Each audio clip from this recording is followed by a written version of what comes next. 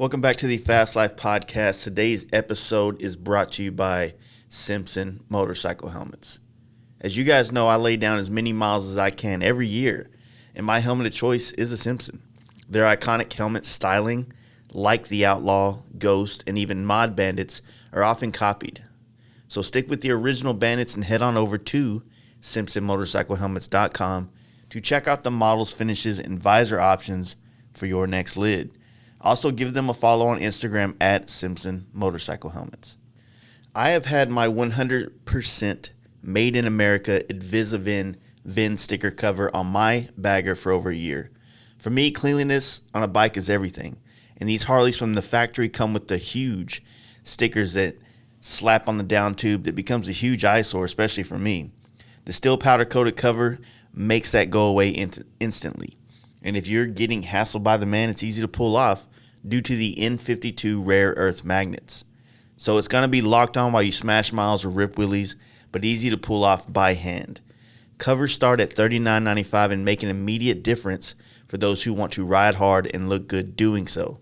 Head on over to Invisivin.com and throw the Fast Life offer code in to save yourself 15% off, and give these guys a follow on Instagram at Invisivin. John Jessup is bringing the heat again to Sturgis this year, and he could be getting your bikes dialed in as well at his shop, Team Dream Rides, out of Stockton, California.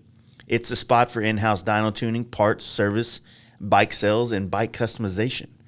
TeamDreamRides.com it's also a great place to dump some stimulus cash or take advantage of the 100 days same as cash financing on all products. All you need is a job and a bank account.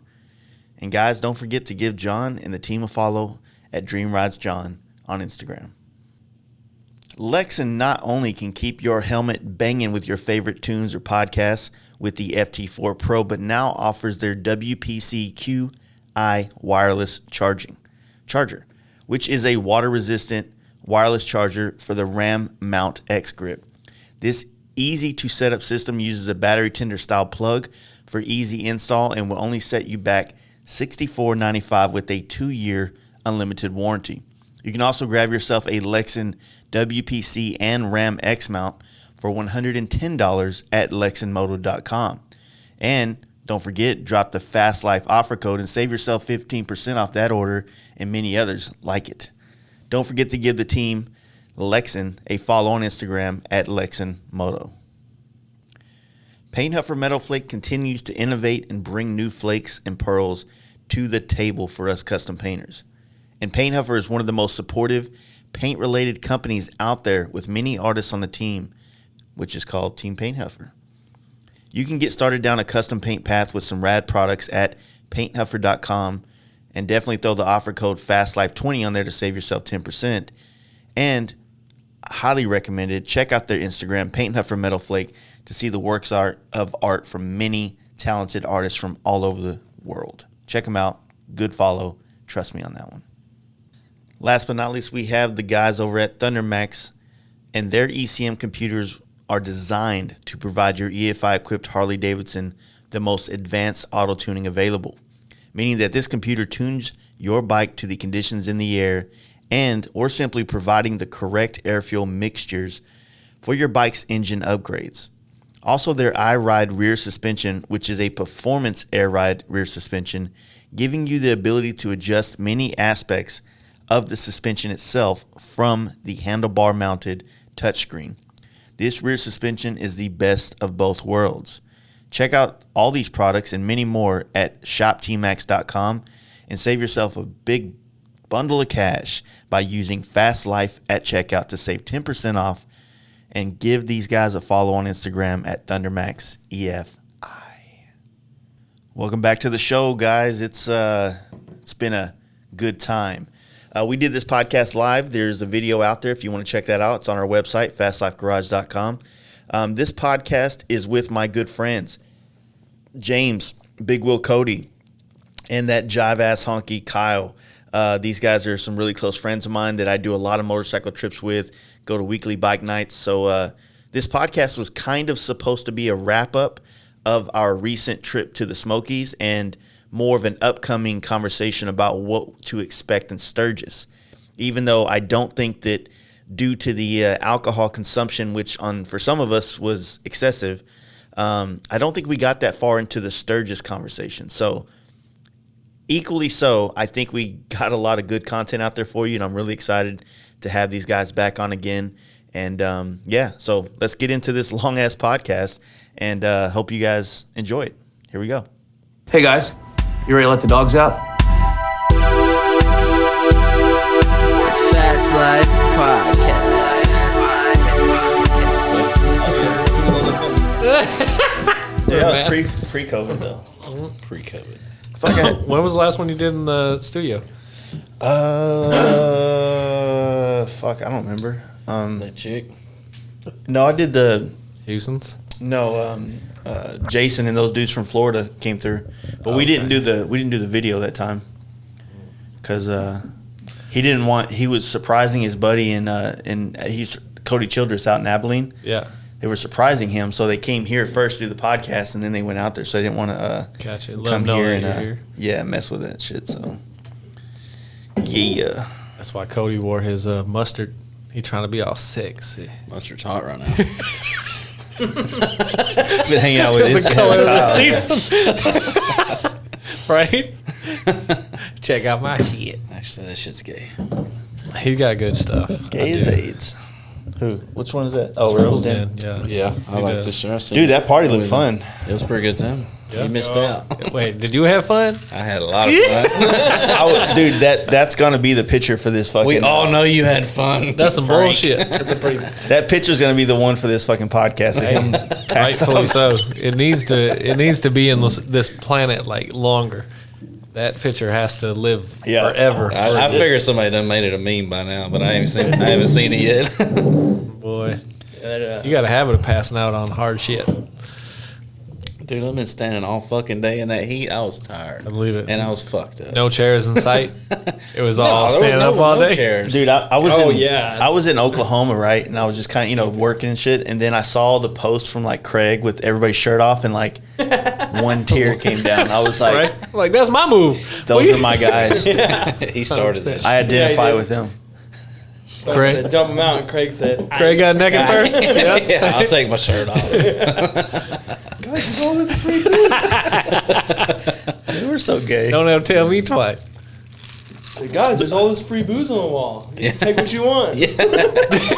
He's just pouring everybody shots. Like, fucking take it. Right. It's free. Yeah, that was actually that party looked fun. Like you guys like went hard as fuck on that thing. So It was a good time. It yeah, looked like y'all have fun. It's a good turnout for sure. Yeah. Oh, we always gonna have fun. You got that right. That's exactly right. That's the thing. Like, so was it what was the fun late or post show? Like, who was it?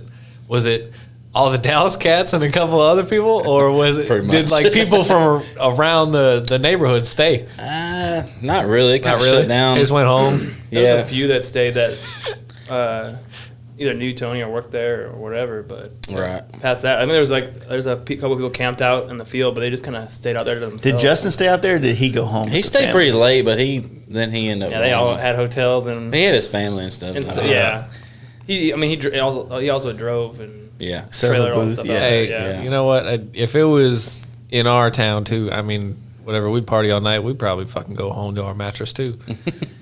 If it Well, I if mean, it wasn't too probably. far away, Tell the- Dude, how many the times chief did and we? whoever How many stayed times here. we pile into my apartment in downtown Dallas? Yeah. At the end of the night, you know what I mean? Yeah. Fucking 3 people on an air mattress and shit and Right. stuff like that. do So what it takes, baby. yeah, it's fucking like not in the party. That's what it's all I about. think I fucking got ate alive by mosquitoes. Really? My hammock that night. I came home. I had like Still got bites bites? all over me, dude. I was like, By fuck. spiders. At least you made it into the hammock. You're like out by the highway. I heard these fools put you in that I didn't hear hammock. nothing. Tell Yeah, me Larry the set night. my hammock up. I don't even remember that, but Larry, I was coming through clutch, boy. You almost had a What? carpet So the question I have is like, what, like, all the places you can crash, were you like looking at your bike or something, like at your tire, checking something?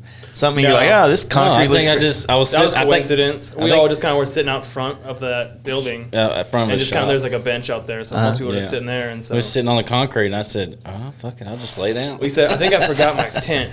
Fuck it, I'm sleeping right here." And you just laid out.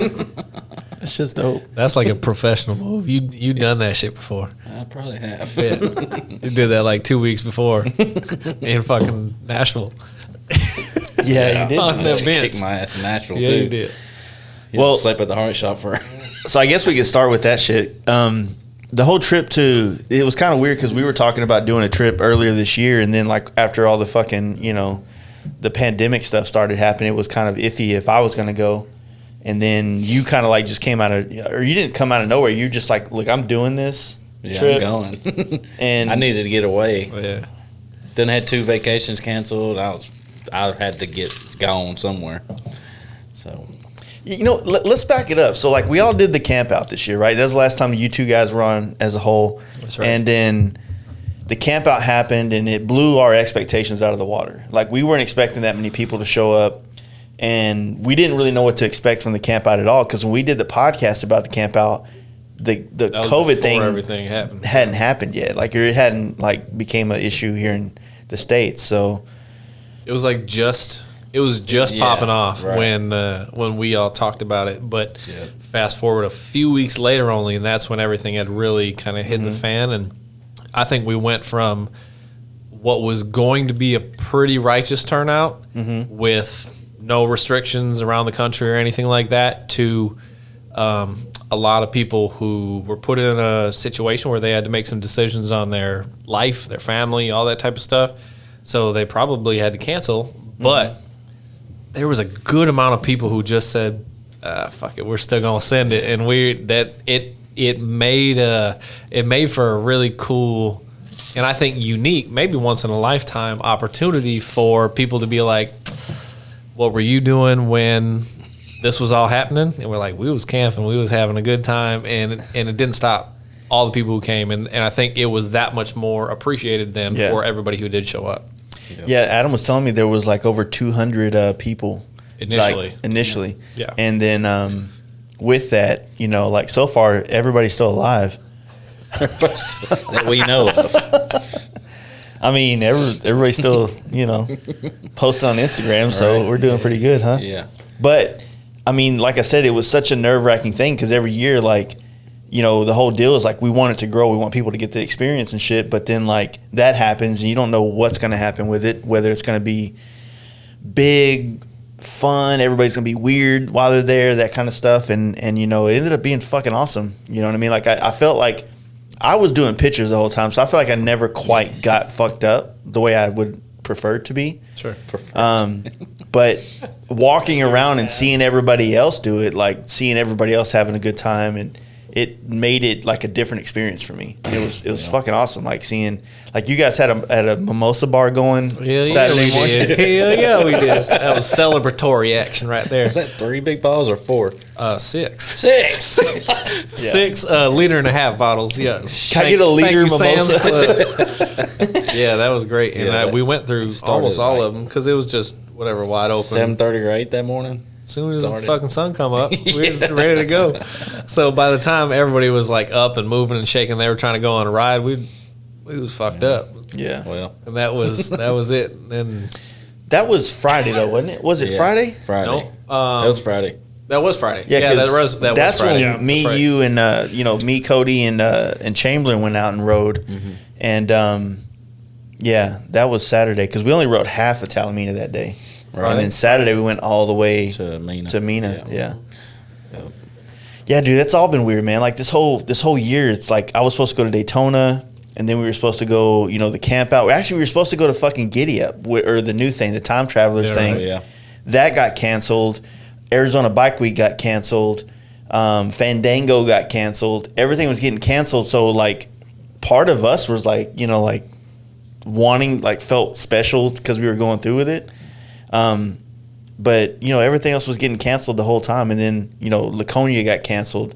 I was supposed to do a New York trip that got canceled. We did the Smoky thing, and that was kind of like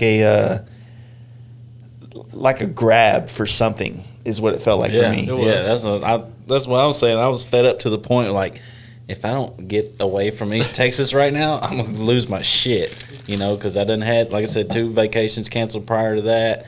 And Which one? What was the other one? You were supposed to go to Ireland, and then we were supposed to go to Mexico. For our anniversary. And then so all that shit got canceled. Of course, we can't go out of the country for sure. You can cross state lines, but you can't go out of the country. Yeah. So when I know me and you originally talked about it, and even when I talked with like Jacob and Larry and shit, they was like, "Nah, man, we can't. Sturgis is coming up too quick. I can't take all the time off." And I was like, I was just gonna fuck it. I'm throwing my hammock in the bag. I'm just gonna roll. Yeah, I'll find somewhere to sleep. I'll do something. I was just gonna go. And then you came back and said, I need to get away too. And then talked to James. He worked his little magic and he got to go. And then I guess once Larry and Jacob found out everybody was going, he's like, "Well, fuck, we want to go too." You got that FOMO happening hard. Yeah, that was it though, man. It was the FOMO. It was like also, like, I think we did it the best because the only person we were missing on the trip was Matt to be the Cali trip. Right. Yep. And while we were on the trip, we were getting all our notifications on, like, Facebook and Instagram from the shit we were doing in California a year before. Crazy, same time. So I felt like it didn't resonate with me the same way that if I was stuck at home, it would have resonated. If I was stuck at home and then I saw us riding across country, I'd be like, it would have bummed you out worse. Yeah, it would have bummed me out for sure. It would have. Then you would have been like, "Oh, well, I really need a trip now." I thought it was unique in the fact that, so when we take it back to Camp Out, right? So Camp Out was, we did the podcast, everything kind of popped off, and then we had a window of time leading up to Camp Out. And the thought was, is it going to be canceled? Is it going to be canceled? We kept being bombarded with those types of questions, and then we're just like, it's on, show up or shut up, and that's it. Yeah. And I think at that point, so people were probably in their houses or quarantine or whatever for, I don't know, 4 to 6 weeks at that time, right? Yeah, because our stuff happened at the end of March. Yeah, it was relatively new. Yeah. And people were still fucking itching just to get out, right? So then it's like, you fast forward to when we just did Smokies, and that was like 5 times that, right? So the biggest thing that we had done prior to that was Camp Out. So there's a big window in between there up to Smokies.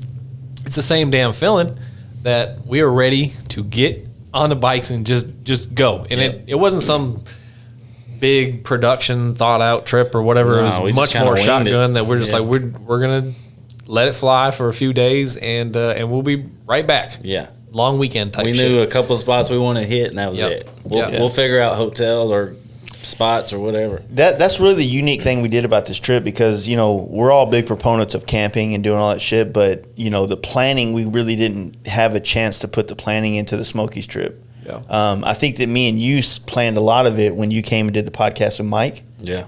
And so we were just kind of like, just said, we got 5. It was 4 of us, and then, Larry joined last, so it ended up being 5. And we just said, like, between 4, it's easy for us to, like, split hotel rooms. And, we're all paying $20. I think we were paying $30 a night. 20 to 30 bucks. And we were looking for, like, the best shit we could find. Yeah, we were balling out of control. We're like, yo. It's pretty hard to find what's a nice fucking hotel what's the penthouse suite in Chattanooga? Is this parking garage going to let bikes in there? Yeah. But no, I had that conversation with my girl about the way that we travel is so unique that we're able to do it extremely cheap on motorcycles, right? Yeah. Fuel is next to nothing. Right. And then add to the fact that we're able to basically say, all right, we got 5 cats and we can all put ourselves in one room. So one room, 120, 150, whatever a night or whatever, just standard hotel room. Divide it up. Call that 5 days in a row. We just spent $100, right? And I told her, like, we just did a 6-day, 7-day. How long was it? How much? 6. It was 6 days. Yeah, 6 days. But we did that trip, and from accommodations and fuel, like, it was like a $300 trip. Like, it was pretty cheap. You know what I mean? Yeah. So at the end of the day, we can't do that. If I want to go with you, girl, and we want to take a romantic weekend or whatever, like I spent what I just spent in the last 6 or 7 days on one fucking night with you because it's one hotel room. You getting your own room. You paying for dinner. 100% drinks. I'm like, yo, I love you, but if you can find out a way to do this same trip For $300, I'll do it all day. But I mean, it's a different way of traveling for sure. Yeah, I mean, that's the thing about us is like, I feel like when you do it with your chick sometime, and not to bash on them or anything, but like you feel like you have to entertain them. You know what I mean? Right. Or there's like some kind of like, hey, come out and you make me feel like we're on vacation, or you do this or you do that, and so you're like on this trip.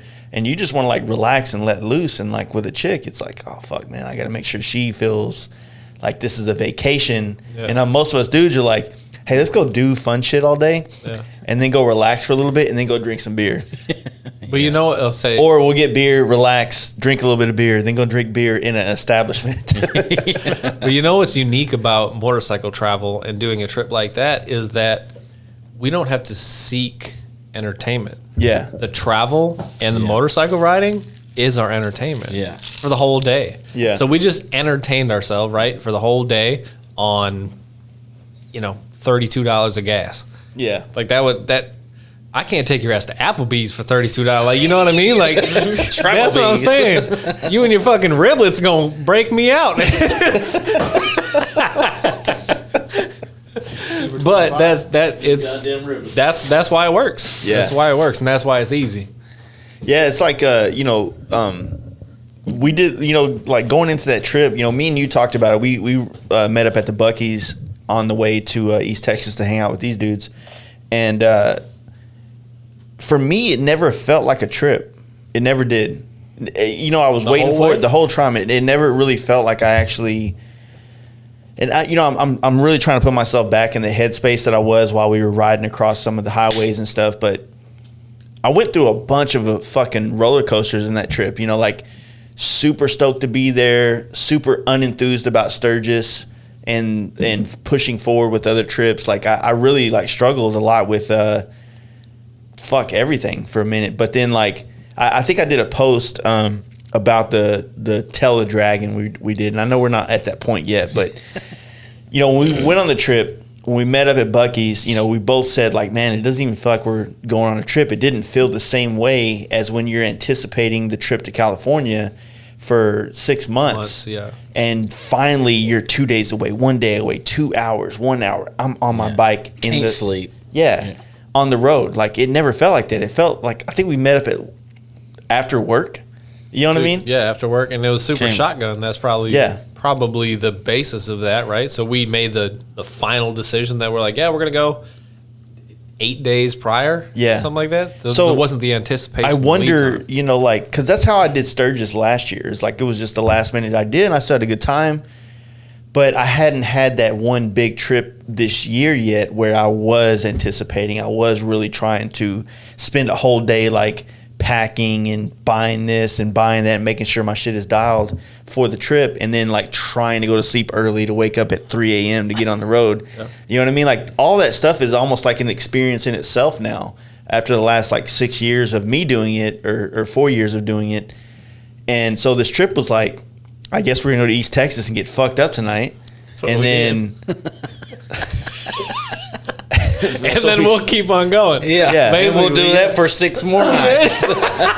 Dude, I'm still trying to recover from fucking drinking so hard for fucking 6 nights in a row, dude. That shit was hard, dude. Straight. I'm too old for that. But no, like, so we did that, and then we got to East Texas. It was great to see like Jacob, Larry, Cody, and first time me and you've been out there. Yeah, actually, that's the thing. Like we spend so much time with these guys, but it tends to be either at a destination or the other way around, right? Because over here is where the whole fucking crew is, and then they're just stuck out there in the fucking oil fields. Yeah, they're the moon. They're the satellites. Come on, they gotta come hang out. And the boonies. Yeah. So no, it was nice, and it was like a cheat head start on that. It was almost like we didn't have to wake up crazy early. Yeah. Because we took the opportunity to jump it. Exactly. And it worked. Yeah, the Chattanooga, like, I mean, of course, ripping down 20 was, like so everybody, So boring. All the time, like, people are doing these trips more. They're reaching out to our page and they're talking like, hey, man, what should we do on this route? Things like that. And one dude, I don't know if he listened to the podcast, but he did. And he was like going from Georgia or somewhere, Georgia, South Carolina, something like that, all the way back to Cali. Oh. Yeah, so I was like, dude, like, That's what a part lot of of 20. Please tell me he did not take 20 the whole way. No, he didn't. So he was like hitting me up, and I was like, Hallelujah. well, what part of Cali are you going to? Because that would deter like If he can what cut area. Yeah, right. And he's like, oh man, I got time. I could do this. And I don't remember exactly where he said he was going, but I was like, I routed him up through Raton, up through like our route that we did last year for through like Glenwood Springs and shit. Yeah. And dude was like texting me or like sending me messages like, oh man, I just did Raton. Like, where should I go now? I'm like, dude, next. All right. I got you. I was Change your screenshotting. life. Yeah, dude. Yeah. I was screenshotting the map. And I was like, this is the highway you want to find. Just whatever road you get to this point and then ride this, you're gonna like it. And I haven't really talked to him anything after he got back, but I was like, fuck, dude, like telling him about it made me want to go ride the shit again. You know what I mean? Fuck yeah. That's good. But You think West Texas 20 or East Texas 20 is worse? East Texas 20 is worse. You think so? Yeah. Fuck no. I only think West Dude, Texas West 20 Texas is 20 worse because sucks. East Texas 20 got You trees on guys- the side of the road. Exactly. We got something to They look still at. You ain't got equally shit suck. to look at. But at least there. there's a couple trees You're on the side of fucking the road. out of line. You're so out of line right now. Dude, East Texas, you can see for 20 fucking feet off the highway. Hey, I agree with that, but there wasn't no yeah, wind. There green wasn't the trees wind that and we was getting shit. blown 3 lanes The over. same true, trees over and over. It's like you're riding through a simulation the whole time. You know what I mean? When you go when you go west, like you see far. You see the earth. of nothing. You don't see shit. I love openness desert. as well, but Jason, I'll I take, love these. I'll I take love the 20 protection. now. The protection that the I'll only trees take offered 20. is nice too. Protection from the wind. Okay, Yeah. but that's a comfort. They both suck. Period. That's a comfort that you're enjoying. Yeah, both of them are over. terrible. Yeah, Why are we churching up shit? Because they're both shit. Fuck a riding either way to Texas. Fuck They- 20. Yeah, exactly. It's known that fastest you. All the way to Alabama. It's the it was fastest way same- out of this motherfucker. same That's all shit. it is. Trees on both sides. Yeah. Until you cut up. You all know the most, or you haven't done it yet, but the most exciting thing about riding 20 East is going over the Mississippi. Yeah. And it took a 100%. fucking while to make that happen. Just like the most exciting thing when you go west I used to is 10 hitting minutes from fucking New Mexico. That's the most exciting thing that there was. So that's a long ways to go before you hit exciting. Yeah, for sure. A Used real to shoot long water balloons at barges on the Mississippi. I lived 10 minutes from that Barges? bitch up in St. Louis. For real? Watch the barges go up and down That it. is a wide motherfucker. I don't know what it was. Something about bridges. It's huge. Bridges are dope. Bridges Yeah, it's are cool. bridges are very cool. Yeah. But it's almost like when you're stuck on the road for as long as you are, and then you hit a bridge, it's like, hey, something different. Hey, yeah, exactly. Bridges are cool. Ain't no trees around this bitch. Get your phones out. And we did every time. We're predictable fucking tourists. Hey, I got a pretty good shot on Yeah, the we bridge. got a though. couple- If We did all right. Instagrammers in the wild was just hanging out at bridges from waiting for bikers to go across. You'll be seeing all this. Look at these fools. Yeah. Or at least cool bikers like us, right? I got like 40 selfies going across that motherfucker. The one was cool. The one was cool. Yeah. That's a nice filter I had. But no, like that whole trip was fun, but like it was, I struggled to get into the vibe of the trip. Also because I You knew. think it? Go ahead. I, I was just gonna say, do you think it was because you was trying to, at the same time you're on this trip? I felt like you was like trying to dial in your photography. You was trying to pay a lot of attention to that shit. Yeah, what? All right, go back to your headspace. Get back in. Let's get all psychological on this. so my headspace was like, I was also looking at what I had to do when I got home. Yeah. So I never quite you didn't let checked out. yourself escape. Yeah, I never quite checked out of the next step after the trip. Like I was never fully into it. You know, I was like, okay, when I get home, I have 3 days to knock out this, and this, and I got to go to Oklahoma to paint these bikes because they got to have them for Sturgis, and then I got to come home to this other shit show. So I'm like looking, you know, which I shouldn't have done that, but that's just the natural thing Yeah. that I did. But the only thing that I wouldn't say the only thing. One of the big things was doing the photography made it to where like it was, you know, that's something I really love to do, and I was able to do it with all of you guys. Yeah. And that made it fun. The trip itself was awesome, but I found I guess, okay, so think about it like this. We rode to Chattanooga. We got there at like 8 o'clock or something like that. Maybe, I think it was 9:30 actually. Yeah, it was like it's Because we lost an hour. It was late enough that we had to ask if like the liquor stores were still open. Yeah. So I don't know what time that I think was. it was around 9 because I think it was 9, yeah. We rode in like You about 20 minutes of dark. Like, Yeah. So the sun went down 8:30. But as soon as we crossed over the, I think we crossed like the time state zone line, was yeah. right there at the time or Yeah. something like that. So we lost It that is. hour. And then even though like I'm glad we ended up doing the podcast with Dirty Dixie, Yeah. there was still that whole deal where we just rode all day. And I reached out to them. I was like, hey, we're going to be here. You want to do the podcast? And then they said yes. I'm like, fuck. Hell yeah, let's do it. And then, dude, me and you were like, I guess we could talk before we get to that. We get there. We find a hotel because the first one didn't work. And then the second one was a decent hotel, but we had to park like a block away in the bikes and carry our shit in. That was kind of a pain in the ass. Yeah. And then we found like a little pub to go to that was pretty cool. There wasn't but much open. It wasn't really 'Cause much it was open. late. That was unique, though, in and of itself. That we talk back to the COVID stuff, right? We had been in the position where Texas had kind of reopened, right? Kinda For normal, a yeah. month-ish, give or take. But Right, also, so- this is a week after the riots was going across the country. It's true. Yeah. So it put us in a position that we were kind of feeling a little bit like normal or some form of normality. Yeah. And then we push east, and we went way back, right? Yeah. Because they were following the CDC protocol with like phase 1, 2, 3, all that. Like Right. everything was like, we're still in phase 1. You can't come up in here. You need to do the mask, all that type of stuff. So it checked us a little bit because I don't know that we were necessarily, like you said, it was a little bit of a shotgun trip. So it checked us a little bit saying, all right, what can we do? Because so many places were still closed or they were running limited hours or whatever it was. So we were impacted in that regard for sure. I felt like we were more impacted by the riots than the actual CDC because, at the same time in Chattanooga, there was also still staging areas for not, I say riots, but protests. Yeah. There was still staging areas for protests going on at the same time. Right. Because where we were, The opposite on side of top of the town. hill, there was like a stadium that they were still doing like protests and stuff at. So we were really close to it. And then, of course, this is when right at the beginning of the statue takedown thing, too, was going on. So it was like that shit happening. And I think that the COVID thing had already kind of sunk in as part of our society now, And so we were at that pub. And then remember the fucking story with the dude doing the burnout in the truck? And Oh, God the damn, chick was that like, shit's fuck funny. you guys. Don't do it. That was fucking hilarious. What happened? What was the story? I don't remember those stories. I had an actual story. You wasn't there? No, we was up trying to. No, we just walked out of the bar and I remember. Just down No, we walked out of the bar in Chattanooga Correct. and The some pub. chick, the pub we ate dinner. yeah, at. and some dude or chick Correct. was like talking shit to that dyke chick that was working there. Is that the Yeah, I proper do term? remember.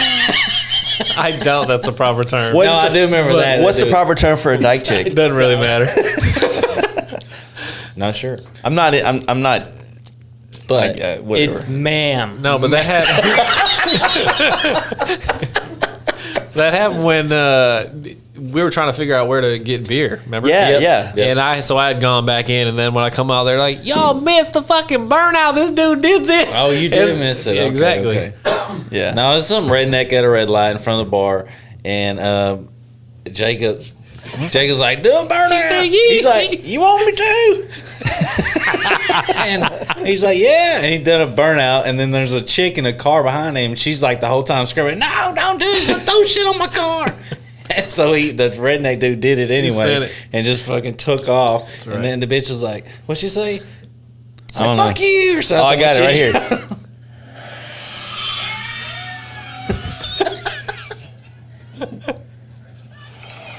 Fuck you! That's all I heard. Wait, hold on. I gotta That's do it again. great. She big mad.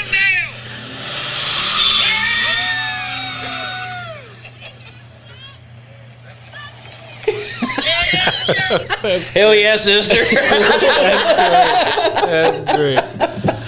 That shit was awesome. That was after a long day, right? We were Yeah. just got a little grub, trying to get a little drink. Trying to And get then a at that point, that's when half was split. You guys split and you went back to meet Dirty Dixie at the hotel. Yeah. Start the podcast. And we went, get beer? ultimately, we had to fucking walk across town, actually walk across the River. Yeah. Where were the Tennessee River, Tennessee River, which was yeah. pretty cool. Yeah. The bridge. The bridge was cool. It was a what's Did it you get called? yourself- Drawbridge. Yeah, drawbridge. Yeah. Did you see the And- crack? Coolest cookies. No. Oh, I saw the crack.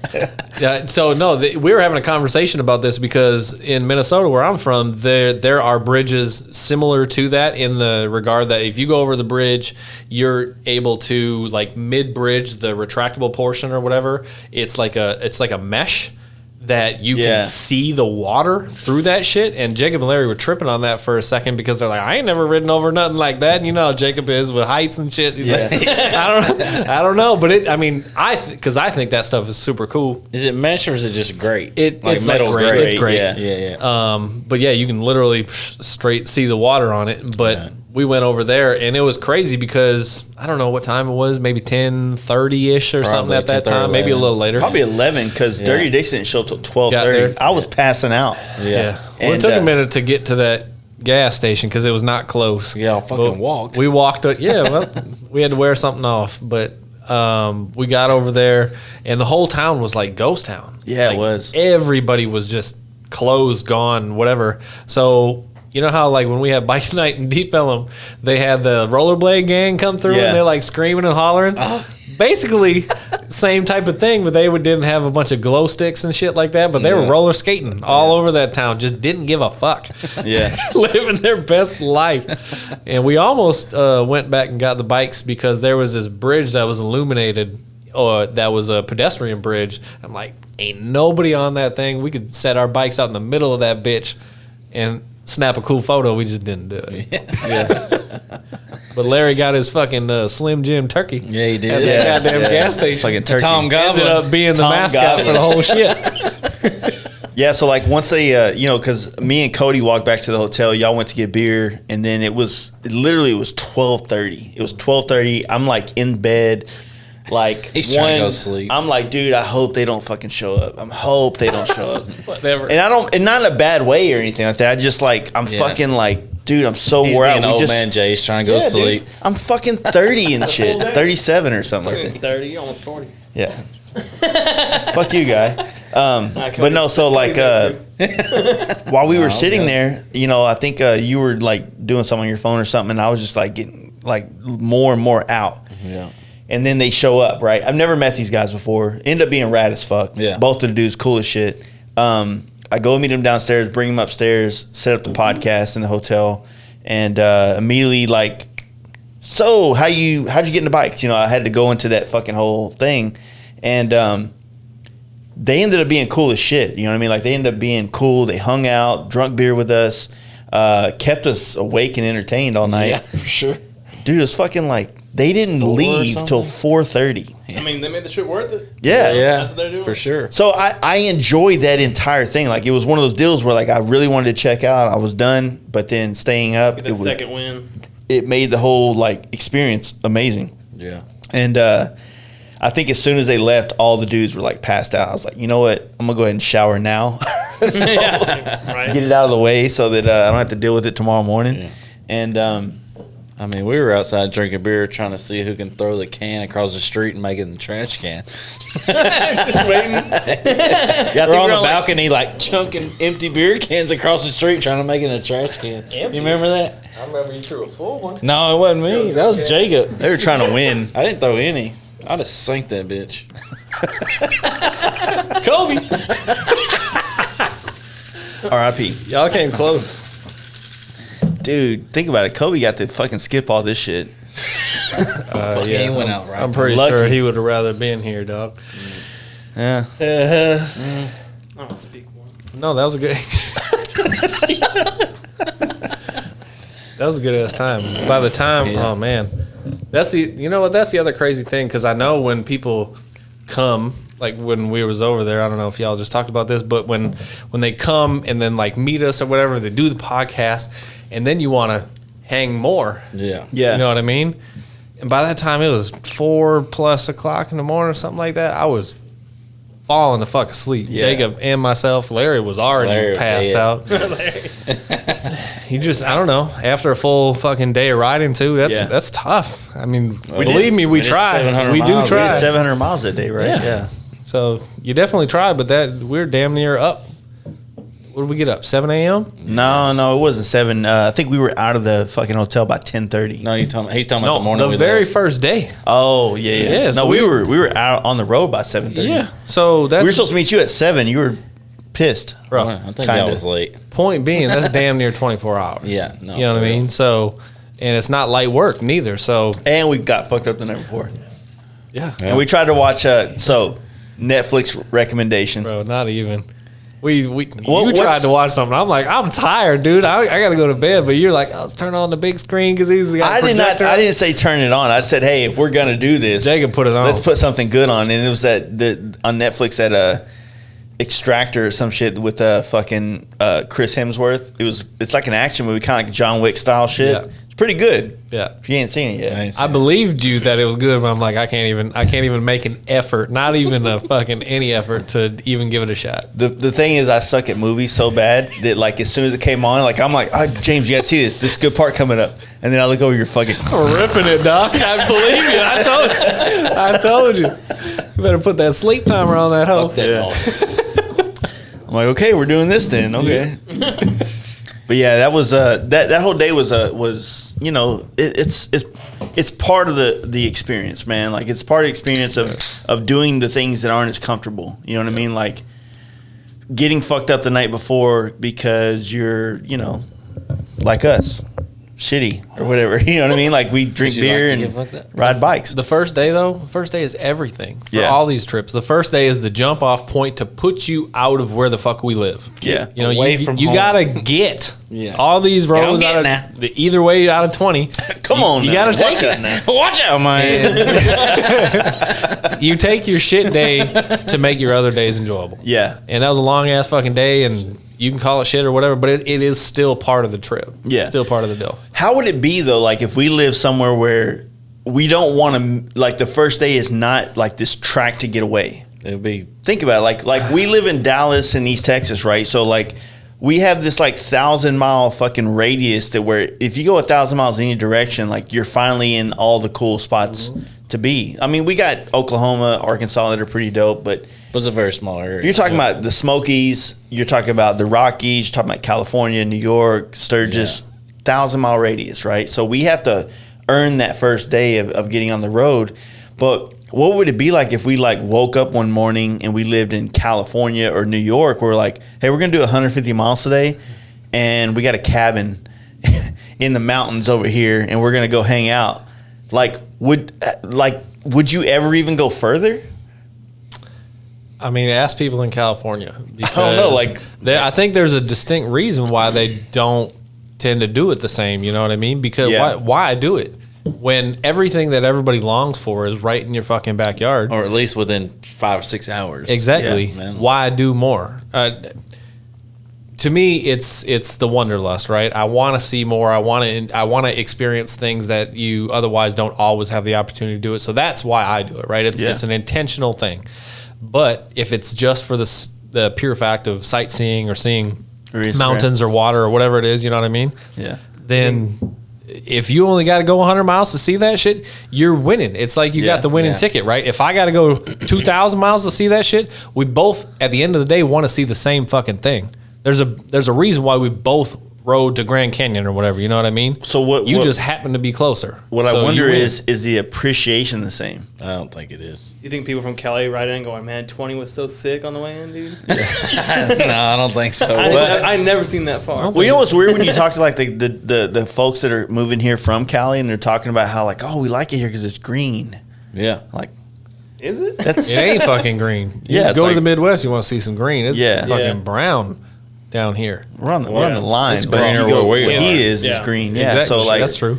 You know, like they talk about, oh, it's so green here. Like that's I think Mark's old lady is the one that told me that from Texas Performance. His old lady was like from Phoenix area, and she's like, oh, I like Texas because it's green. Yeah, they don't see shit out there. You know, In but the like, desert.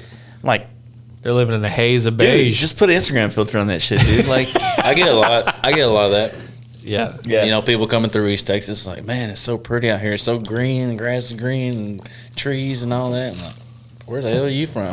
Because this shit's boring to me. Colorado. Like, what the fuck is wrong with you? Yeah. Kind of I mean, there's a reason why some of those ultra desirable spaces are the most populated places in the whole country, right? It's because that's where people want to fucking be. So if that was Dallas, Texas. Question though, on that same thing though, like think about it. The Smokies are not very populated. Yeah, There's I no agree. major city like Denver is not. Denver's right on the foothills of the Rockies. Yep. You got the fucking Albuquerque, Santa Fe, Denver, all right there on that cusp. But then you go to the Smokies and like all the major cities are deep away. Not exactly. So I know what you're saying. So call Denver to Pikes Peak is what, a couple hundred miles? Yeah, but even Colorado Springs is bigger than half the shit we just rode through. Agreed. But I'm just saying for the sake of argument, right? A couple hundred miles, and it's all a beautiful couple hundred miles. Yeah. But you can say the same thing about Charlotte to there, or even Nashville to there. Good point. I understand it's not. Nashville's only it's not a 300 gigantic miles from city.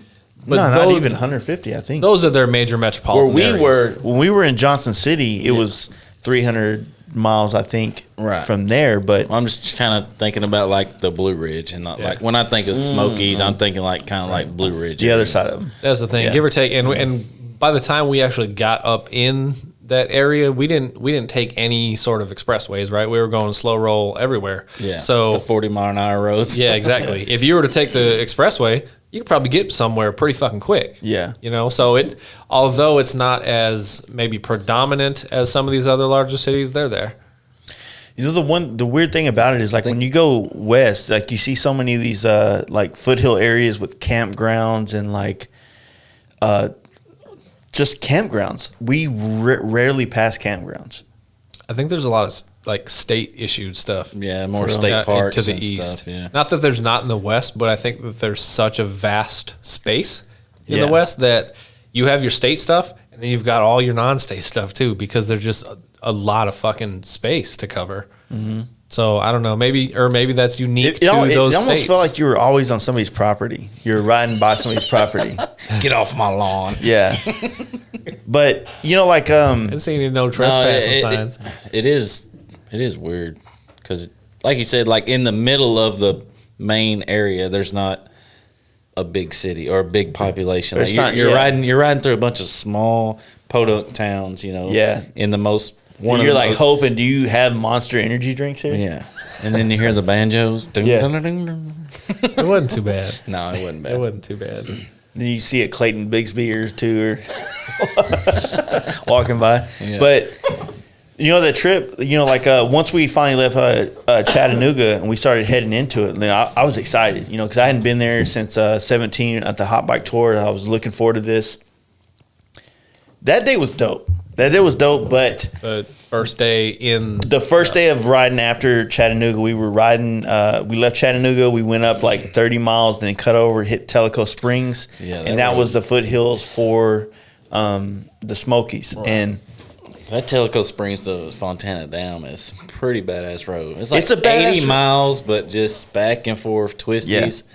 But Wait, was that the road I think I know. Dragon? Yeah, before we hit it. So we was kind of like, fuck that goddamn road, dude. I I think enjoyed that's where it. Jason was about to go with it too. He's gonna. We was all about to. It was a cool ass road, but it 80 miles of it. Where's your fucking ass out? It was long, dude, but that back and forth shit, man. Like this. Is there hair on it? Spider. How long did that take us? All day. 6 or 7 hours. Yeah. That's nuts. We're going 10 miles an hour. But how did it feel though? How did it feel though when we left that gas station, that stop? And first off, we got around that big ass group of fucking Hell Yeah brothers. God. Oh my god! After we got past those guys, Did y'all catch the fact that they rode from their meeting spot and they rode around the corner to a museum? Like they're like, saddle up, we're going to the first stop. Yeah. Oh god! They got their flags flying and shit. you know how happy I was when I saw they were getting off the fucking road Yes, at that yes. same Yeah, I time. thought we was gonna be stuck behind them for a while. I was like, fuck. Yeah, it wasn't like 5 bikes where you had to like go around them. Like 30. it was 30 bikes. We're like, fuck. Called the club. Yeah, that's a club. Got a lot of neon vests in that club. Yeah, It's safe.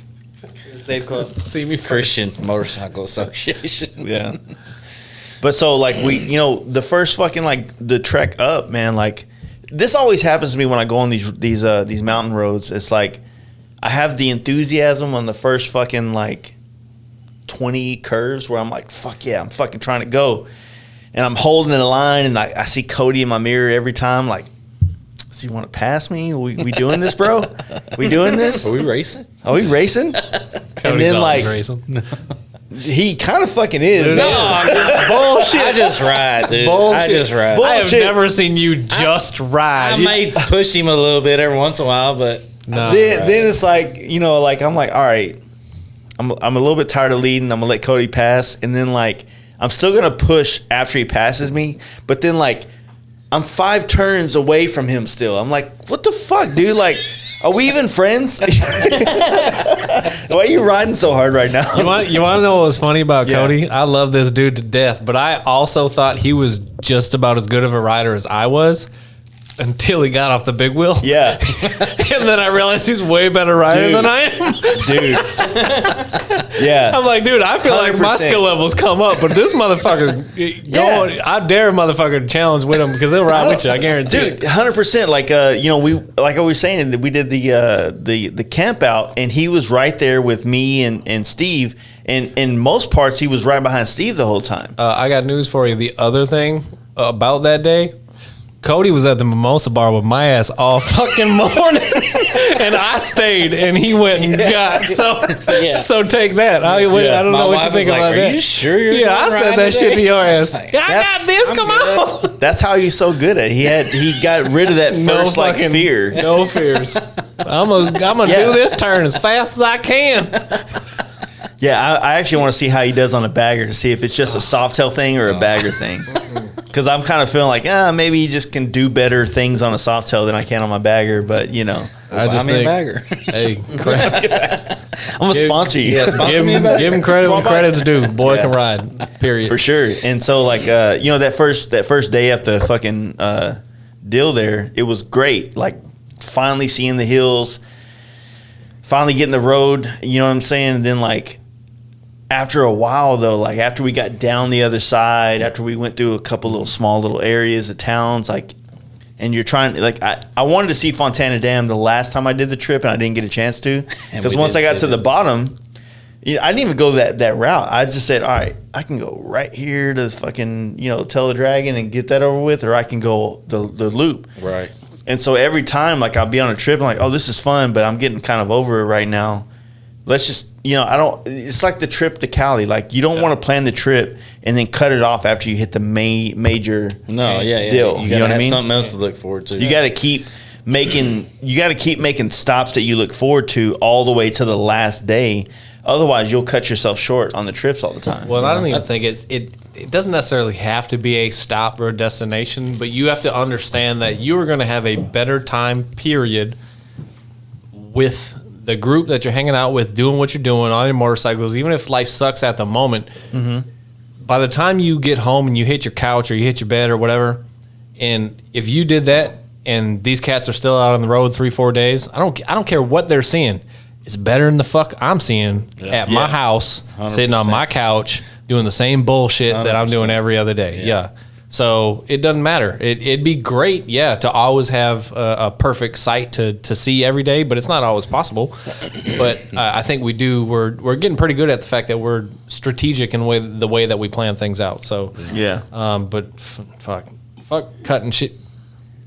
I ain't gonna cut it short because I know what's waiting for me at I'm home. definitely not cutting. Exactly. The Didn't allure we talk about that? of what's on the road that is unknown is so desirable to me that I don't even care. I don't care what it is. Right. I want to see it. I want to be part of it. I don't remember if it was the track from, you know, you're right. It was 350 miles, wasn't it? No, it was not.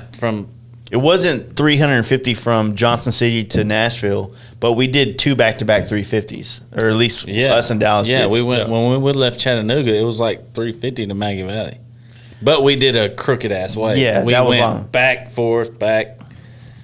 Yeah. Yeah. So What was that? There was like an actual name to that road where we first entered that 80-mile shit road that we were talking about. It was a beautiful road, but it was where the Harley dealership was, the covered bridge and all that shit. Yeah. It was like, Fuck, what was the name? I can't. You know what I'm talking yeah, about? I know. It had the brown Yeah, sign. it had like an actual like national Parkway or monument something. park sign Yeah, or something yeah. like I thought I had just checked in this Tear of the conversation. Fallen Soldiers.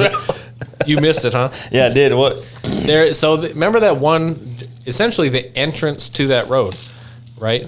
Entrance The to that. Tellico Plains. We come in. Yeah. Like, It was something. It was the something town is like, Tellico Plains, and we Right, start coming right. in, and we're kind of following the river. And there's lots of people like Correct. pulling over on the Correct. side. Yeah. There was a Harley dealership there to come. That's into where it was. There was something. That road is called something. I can't. Yes, remember it what it's was. I always say Tellico Plains because I do if too, you look 'cause at that's it, where you started. if you look at it on the map, it's right there. That's Yeah. the entrance, and that's the way I took it the last time I Yeah. did the trip. It was like So- fucking Tears of the Fallen Sun or something like that. No, it was. no, that was It was something like Well, for real, for real. I don't know if this was the trip, this was the road, but that is also the Trail of Tears.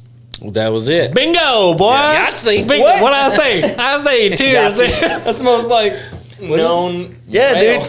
dude. Read a book. Pay What is that attention. place called? Fuck off, bro. You didn't know it either. I didn't know what you're talking about. No, Trail of Tears. What is that Yeah. place where the president lives called? Like a brown house or a blue house? Shut up, Kyle. But no, the Trail of Tears like Welcome that. to the conversation, fag. That's what it was. Hey, Jason in the same spot on that one. No, the Trail of Tears, yeah. That was actually kind of creepy the first time I rode that thing because I'm not like a huge. I love history. That's Same. you know I really love it, especially the history that I feel like I can touch a little bit. Like I can Right. see or feel some kind of like more recent kind of like think about it, like if you listen to history about like Caesar and the Roman Empire, it's very out of touch. Versus if you listen to something about the Indians of the plains of the 1800s or 1700s, you know what I'm saying? So it's Couple 100 years ago. Instead Yeah. of A bit more 1,000. tangible. a little bit more like, you know, relevant. So I'm not hanging out in fucking Rome right now going, oh, this is where Caesar fucking like jerked off on a chick or some shit. You know what I mean? So it's like, at least in America. Always goes there, bro. Yeah, not quite, but you know, but like you know, in America, it's like you can read these books about the history of America, and then travel the country and literally stand in a place where some shit epic took Went place. down. Yeah. Right. Yeah. You know, that's kind of like what we do. We've been doing on this fucking these last couple of trips with the grave sites and now the Forrest Gump spot. It's like Yeah. it's crazy. Like Forrest Gump spots, I actually feel just as cool as like a grave site for some amazing yeah. fucking person in the Best world. movies Who, ever. whoever scouted that movie, A plus. Yeah. A plus. Because so far the They hit shit some that we're dope checking spots. off, Yeah. epic. Yeah.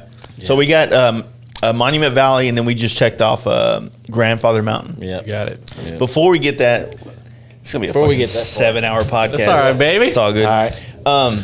So when we Let's did finish the after we Tellico did Springs. after we did Tellico Springs, we got to Fontana Dam. Yep. We stopped at this little fucking like overhang little Well, it's fucking supposed to be- chill. the gas station was closed. The gas station was closed. So Dude, I was done. I don't know if it, I don't We know were if it there. was. I But don't know I if it think was. a big part of it is that you catch so many tourists. You catch so much Yeah. traffic. Like it slows your vibe down. It slows you down, and then you're like, fuck, and then you're stuck behind traffic. Yep. Like if you could just do But that shit. also riding like the way that we would kind of started. yeah, that no, high- for sure. That Back, shit, like forth, where you're yeah. trying to like Yeah. the way that your mind is so dialed into the road, it is fucking taxing on your Yeah. like your energy level. Oh, like yeah. when you're Physically. like. You know, it's awesome when you're the guy in front though. Like if you're in Yeah. front and I can chase you, I Right. can You know kind when of to brake. You know when. Yeah. Yeah. And sometimes like I might break sooner than you would. And so like you'd be like, oh, that he could have fucking took it harder, blah blah blah. But I'm the one having to making the decision, like No, you- how hard I'm coming into this corner and shit like that. You know what I mean? So like that shit taxes you, and you're like fucking, you know, you're riding hard, and you're doing this, and on the Smokies, man, like it's so tight. It's like It is. It's it's so much extremely more tight. like PCH than anything else on the Yeah. on the road. You know, North PCH. north of San Francisco PCH. That was the only ultra tight shit. Right. But True.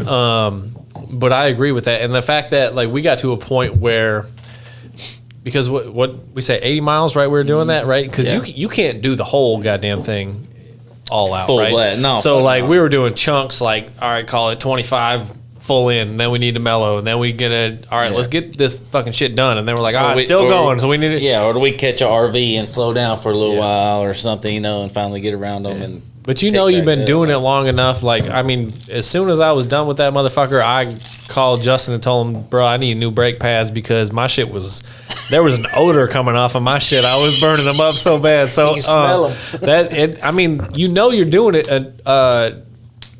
to the max of what you can really do it. You know what I'm saying? When you're making your machine work that hard. Yeah. So we didn't have any period of time during that day until essentially we got to the fucking Dragon's Gap that we were able to just let our machines breathe for a minute. Yeah. And they had a day's work for sure. No, I could smell it. I could smell a little bit of everybody's. You get around everybody and like, Yeah, something's burning. No, so like the we got to that spot. Like it's an experience to be at the base of the Tail of the Dragon in that little area. It's like I don't know what the better experience is. I don't know if it was when I was there the first time when there was no COVID, there was no shit going on, or if it was this time. But that whole area is just like full. Like we pulled up and got that weak ass gas they had. It was good gas, but it was like a One fucking pump. lever. And you got to remember how much you put in to go pay dude, for it. That's right. What kind of barter? What kind of system is that? Like Honor system, dude. Honor system. Bikers 2020. fucking are honorable creatures. 2020, and you can't even have a fucking debit card system or something. Yeah, you pump your gas. You go inside and you tell them like, yeah, I had 20.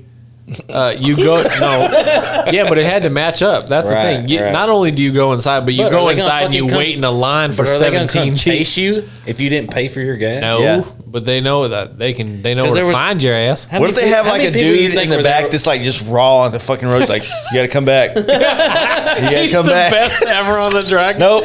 Cut you off. He coming at you Get for back. $8.99. Yeah, I mean, how many people you think were there when we first pulled up?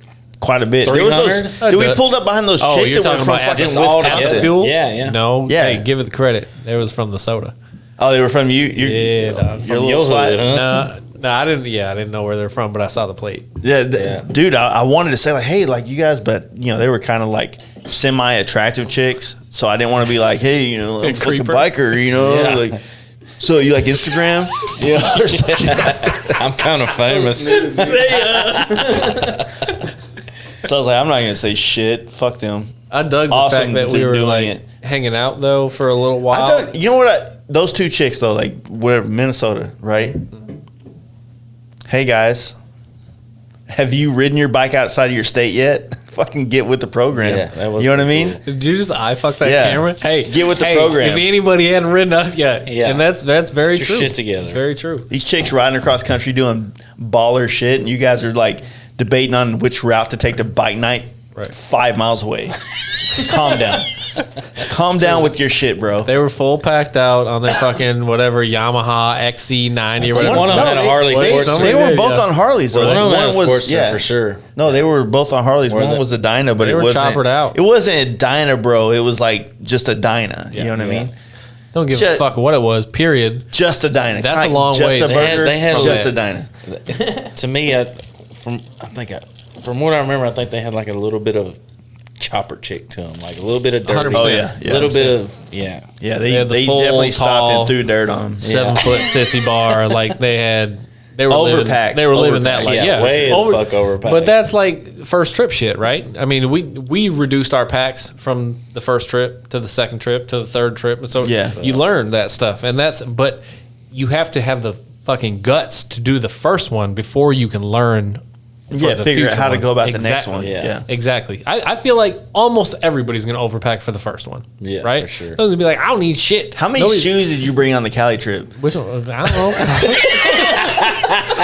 The same Like amount of 3 shoes. pair of shoes. Yeah, man, I got a shoe bag. He had his own shoe bag for real. The fact, dude, I did the same thing. I didn't do the same thing like that, but my first trip to Cali, like I did bring more than one pair of shoes, and I just felt like the whole time, like, of course, at this time it was like polo boots and then some Nike, so a lot of space. But now it's like you can shove 3 sets of fucking like slip-on Vans in a small fucking space, yeah. a small space, so it's not a big deal. But yeah, dude, like I used to do that shit too, man. Like, what if we go out tonight? Like, you know what, man? I'm on a bike cross trip. I don't want to. I want to be that the entire time. I don't want to be like one night I'm fucking Rico Suave, if that's They just want a pair of camp shoes. I fucking know Rico Suave, boy. yeah, Rico Suave. That video.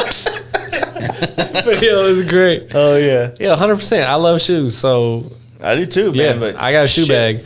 bag. I think it's called like the day bag or something like that from Harley or whatever, and I just put that shit on the back, like luggage rack spot. I always got the pair on my feet and 2 pairs on deck. I'm straight. Payless in that Straight, bitch. boy. So we did the Cali trip last year. I rode those red Vans. Those are like I don't know what model they are, but they're the ones that are like the primitive of the primitive, right? Authentics. Yeah, they're solids. I think is what they are. Is that what they did? So like I like the ones now that have the laces, but they got the little fucking like white thing that goes on the side. Yep. You know what I mean? And those have more structure to the actual. Yeah, those they have more structure to the actual like shoe itself, so you can slip them on and off. Yeah. Those other ones, you can't slip in those bitches on and off. No, They're like yeah. fucking socks That's with a fucking rubber on the bottom of them. Yeah. So like every time, you got to understand, this is where I'm getting to at this point. We're camping, which we haven't talked about on this trip yet, but we're camping on the Cali trip. We're still on the second So day. now, let me get this down.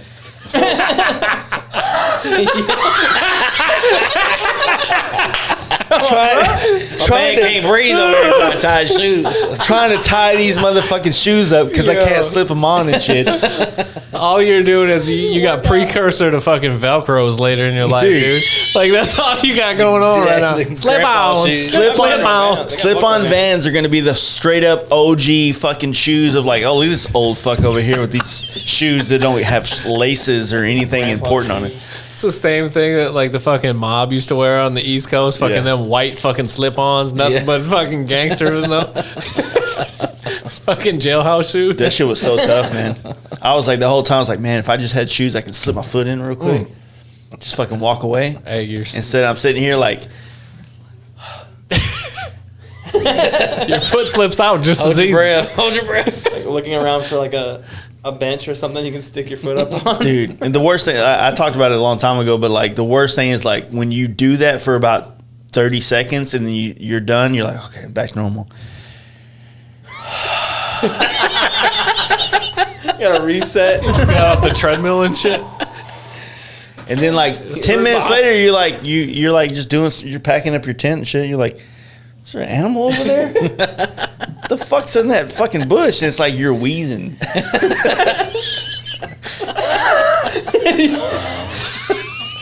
Dude, Throwing your own voice. Hey, we've been talking about that though. Yeah. Well, the shit that we do, the way that we travel, like we do not make it easy on ourselves Yeah. at all. Like intentionally so, but Fuck some 300, 400 mile you know, days back to back. the thing that we got to figure out is like we have a window of time. We have we a have to cover very so much fucking ground. we have a restricted Yeah. period of fucking time in our human life that we're gonna physically be able to do this shit, right? So we're gonna do it while we got it. But oof, man, I don't know. Some of them old heads that they got 6 weeks of time that are just full on retirement. They're like, yeah, I'm gonna take the same trip you just took in 75 days. Yeah, it's gonna take 3 months. It'd be amazing, right? Yeah. But the fact that we're not able to do that, we're not in a position to do that in the middle of our fucking lives. Right. Yeah, we got to make it hard. Could But so we even- physically, we got to like beat ourselves up a little bit too. could we even handle that?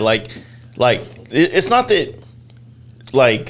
I wouldn't love to spend 75 days with you guys, but at the same time, like, could you be away from your life that fucking long? You know what I mean? they're 'Cause there's that retired. They part. don't have a life. What if that is their life though? They don't. They're retired though. Okay. Like you're talking about. talking I'm just wondering, because I don't have that perspective yet. I don't have it understand what it's like to be away from the mechanics of my life. Yeah. You know what I mean? The things that allow me to do everything. So when you go on a trip, like there's a part of it where you're like, all right, I can justify this part. Yep. But then even like 3/4 of the way, I'm like, all right, so I'm ready to get back. Ready to get back in that fucking grind and on the fucking assembly line. If I had 3 months to go do a trip, like the chick Crystal that we did that girl Go. I feel like weird saying that Go. But you do that. What she's doing, like being on the road for fucking 3 months or 100 days, basically. Like, how would it? I want to experience Shit, that, but I would love don't it. know. You say you'd love it though. No. But think about it, right? So everything that we've done to this point has been destination or goal oriented. Yeah. If you travel in that manner, it's the opposite, right? Yeah. You remove all restrictions. Yeah. You remove all destinations. You do whatever you want that day. Exactly. Your only goal is to maybe satisfy, I don't know, some sort of craving that you have for that day or that week or whatever. My whole goal is to say, all right, I want to capture the most I can of Northwest Texas or fucking Southwest Colorado or whatever. If that's your whole goal, but you don't have any parameters around it, You can spend 4 days. 100% different I type of don't mean traveling. to be sexist. So this is going to be sexist. But I'm gonna be. That's what he's saying right now. So if you think about it though, like as a man, like for us to have that kind of like we show up to Nashville, we're gonna spend a whole day in that one day in Nashville. How much money do you think we'll spend having a fucking good day? It depends on if we're If we were- on or off of that main street. If we go back to goddamn Because Texas, whatever that street was, I don't ever want to be on that. We were just motherfucker talking again. about this before everybody showed up. Like we're on the road. Like we have to have something to do. Otherwise, there's three options in humanity, right? Drinking, fucking, and spending money. from a male in their mid 30s, late 30s. I You're think probably I'm doing right. the same thing though too. Think about what No, else you no, gonna do. You're gonna chicks- read. You're gonna read. You're gonna read a book I mean, on the smart trip. people What do a that. Yeah. fucking nerd. Like, what are we gonna do on a trip? If we did a cross country trip where we weren't standing, like we didn't have an obligation every day, where we had like a whole day to fuck off, right? We would probably meet up with some like-minded people around, and we'd be like, and they're like, "Fuck, man, we've been saving up to hang out with you guys all week," and we're like, "We've been spending money with guys like you all week." You know what I mean? So we're like partying every night, going hard like we were, even though we were doing it amongst ourselves. Like every night, we were going fucking hard on drinking. We drunk every night of that trip. Maggie Valley, after fucking Chattanooga, we did all this riding, which we have completely skipped over. But we did the dragon. yeah. No, we ain't even got there yet. We Yeah. just pulled up to the gas pumps. But you're absolutely right.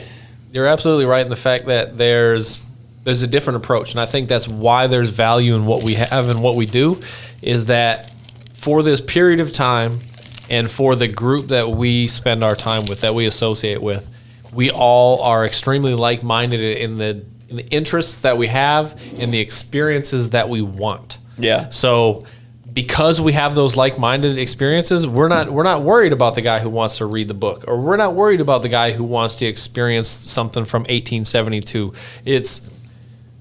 It is a unique experience because we have come together and found one another, and we have a true bond that now not only are we experiencing something that we had wanted to all our lives, like as an individual, but we are now doing it with some of the best friends that we have on the planet, right? Yeah. So it's like it's a multiple layered, thought out experience. Well, that's the thing too. We can go out in a town. If we go to a cool town and there's shit to do, we can go out and Sure. have a good time in town, downtown, partying, whatever. At a gas station. But we have Or we just can as all- fucking fun. Yeah, or we can all get a fucking 18-pack and go back to camp and have just as much fun sitting around a fucking campfire bullshitting, or sitting in a hotel room drinking Yeah. and just having a good time. And the reality of it is we probably have 75% of those nights. Yeah. Where it's just us fucking More than dicking just- off doing this Yeah. same shit. Yeah, more and than then just partying every now and downtown. again we're able to experience the strip in Vegas, or fucking I don't even know what that road Broadway. was. It's Yeah, Broadway. whatever. Broadway. Fuck those places, but we did it together. But then we say, all right, well, there's a reason why. we can talk about. We can talk about the bill. That's all that matters. But the reality of it is right. like- we did the same shit. Yeah. We did the same shit, just hanging out with each other, and we realized that we have just as much fun, if not more, just with a fucking $15 fucking 18-pack or what, you know what I mean? Yeah. Right. So that's why we do our stuff on a pretty minimalistic basis. Yeah, I mean, you're looking for the basic things, but after we did one of the things I wanted to talk about, like I guess going back to like my whole mentality of that whole trip, when we got to that first day was draining, and it wasn't so much draining because of anything other than the fact that we had 3 hours of sleep, 4 tops, before we jump on some technical roads and we had to ride the way we were talking about we had to ride. And then we finally get to the part where we actually have to ride hard. You're on the tail. You fucking got to go hard on the tail. We just did 80 miles of fucking like mountain roads of shit that's almost like the tail. Yeah, Not as technical, but tail is just ultra tight. yeah, That's the it's whole difference. tight. You know what I mean? So like now we got to go hard on this, and you know like I said, back to what I was saying earlier. I had that picture that I posted of, I guess, one of the things the photographers on the trip. Yes. And I tried to like give people like a little bit of a narrative of my mindset going into that, because I had no intentions of doing it. We got to that we got to that cafe and little spot, and I was telling you guys like, you guys want to do it and then come back, and then we'll go the short route to Maggie Valley. Like I was just so fucking over it, you know. And it took I don't know what it was, but it took a minute for me to get up the like balls to just be like, you know what? No, I want to do this with you guys. I want to do it, and you know, and then let's do this other route, because. And initially we wanted to hit that northern route. We did, because it was a good road too. You think that was awesome. only because we spent the hour and a half or whatever just kind of chilling the fuck out. Yeah. If we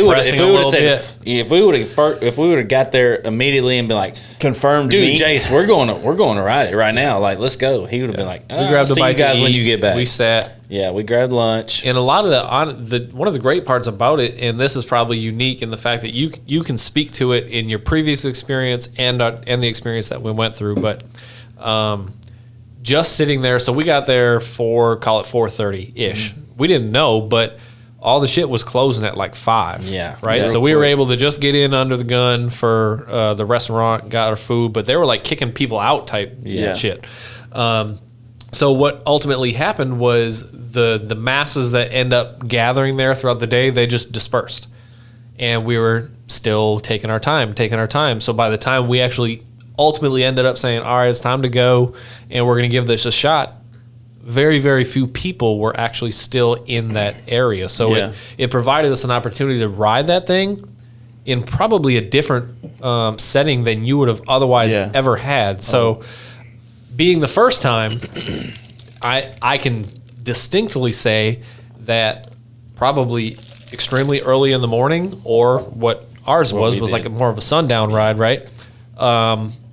Those have got to be the optimal times. Right. Because if you're doing it in the hot of the day when everybody's fucking there, it's probably a little bit chaotic and kind of gnarly. Yeah. We hit it at the most perfect time in my eyes. I feel that way. Because when we took off, I did not hit one piece of traffic until I hit the 11th mile marker. The end? When I hit the 11th mile marker, I came up on an RV in a car.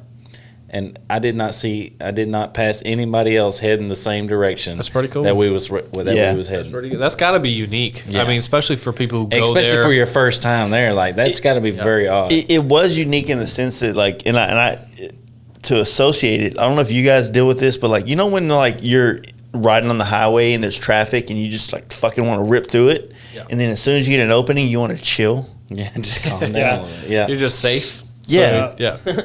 That's a good point. Basically. But so like what happened, what I felt like is, you know, because Cody ended up being in front. I was right behind him. And I felt like there was a little bit of gap between Cody, me, and then you guys. Oh, yeah, we kind of kicked it. Yeah. And I felt like I cruised the Dragon. I did too. You know what I mean? Because like if there was a bunch of cars or bikes or things going on, I felt like I would have felt like I had to push it. Right. You know what I feel that Right. same way. Yeah. Yeah. And so like we did that, and I was like, that's, once again, it's an experience that I didn't really like expect to try to do the Dragon. I was looking at the Dragon like, fuck, we're about to go hard. Like we're on a performance bagger, Sawtails, Dynas. We have to fucking go hard or go home. And I was like, the sparseness of the people kind of, to me at least, it put me in that mindset of ease in a sense that I could, if I choose, kind of just relax a little bit. I'm not saying we slow rolled it, but we didn't MotoGP that bitch. Cody did. Cody was trying to get some footage. Yeah, I put the GoPro on, so I was trying to get it, but I got in like, I tested out probably like the first 2 miles. You know, I was getting it pretty good, and I was just trying to see how it was. You know, I was saying, all right, we got switchbacks, back and forth, and then I started picking up. I just picked up. Yeah, it is. It's really the same. It's repetitive. Yeah, it's very repetitive. Yeah, extremely. But I got used to the first couple miles, and then I started pushing myself a little bit. You know, I just trying to go a little bit harder. But like I said, we couldn't have hit it at a better time because I agree. No traffic. It was a good experience in that regard, and the fact that there wasn't the traffic that you hear about. Yeah. There And it was wasn't a the traffic. Saturday. Yeah. No, Well, it was a Friday, Friday. right? Friday. We had Friday just evening. missed the Dodge crowd. Yeah, there was a fucking Mopar meetup that weekend or all the whatever. Hellcats and shit. Boy, it did not make me miss that scene. I'll be honest with you. Hellcat brother. At all. There was a lot of. There was a lot. There was a shit ton of cars on, and it may be better if they would just designate days. Like, okay, this day's for cars, Moto day. This day's for motorcycles, or whatever the fuck Yeah. you want to ride on it. Because, dude, there was a couple times I came around the corner on that son of a bitch, and there was a car, going the other way. I'm like, that motherfucker's creeping on my lane, and I'm like, it's kind of sketchy, but. You would think that like something like the AMA could like actually like induce like some type of like we all like pay for a fund to have some certain roads in America where it's like, all right, certain days every week it's only for motorcycles and it's regulated and we all pay into like, what if it's like a part of our AMA dues as motorcyclists? We pay in $20 a month and some of that gets allocated towards keeping this road motorcycle only certain days so that people can enjoy it on certain times. I'd be down for it. Instead, like we're paying, keep it sweat. It's like Keep playing it the Red clean. Cross right now. Like, what are you doing for us? Because everything seems to go in shit.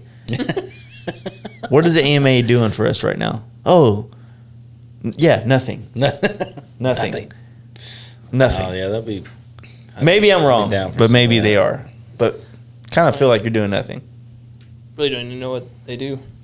I don't either, really. I mean, I I know. don't either. That's why I'm saying they don't do nothing because I don't know.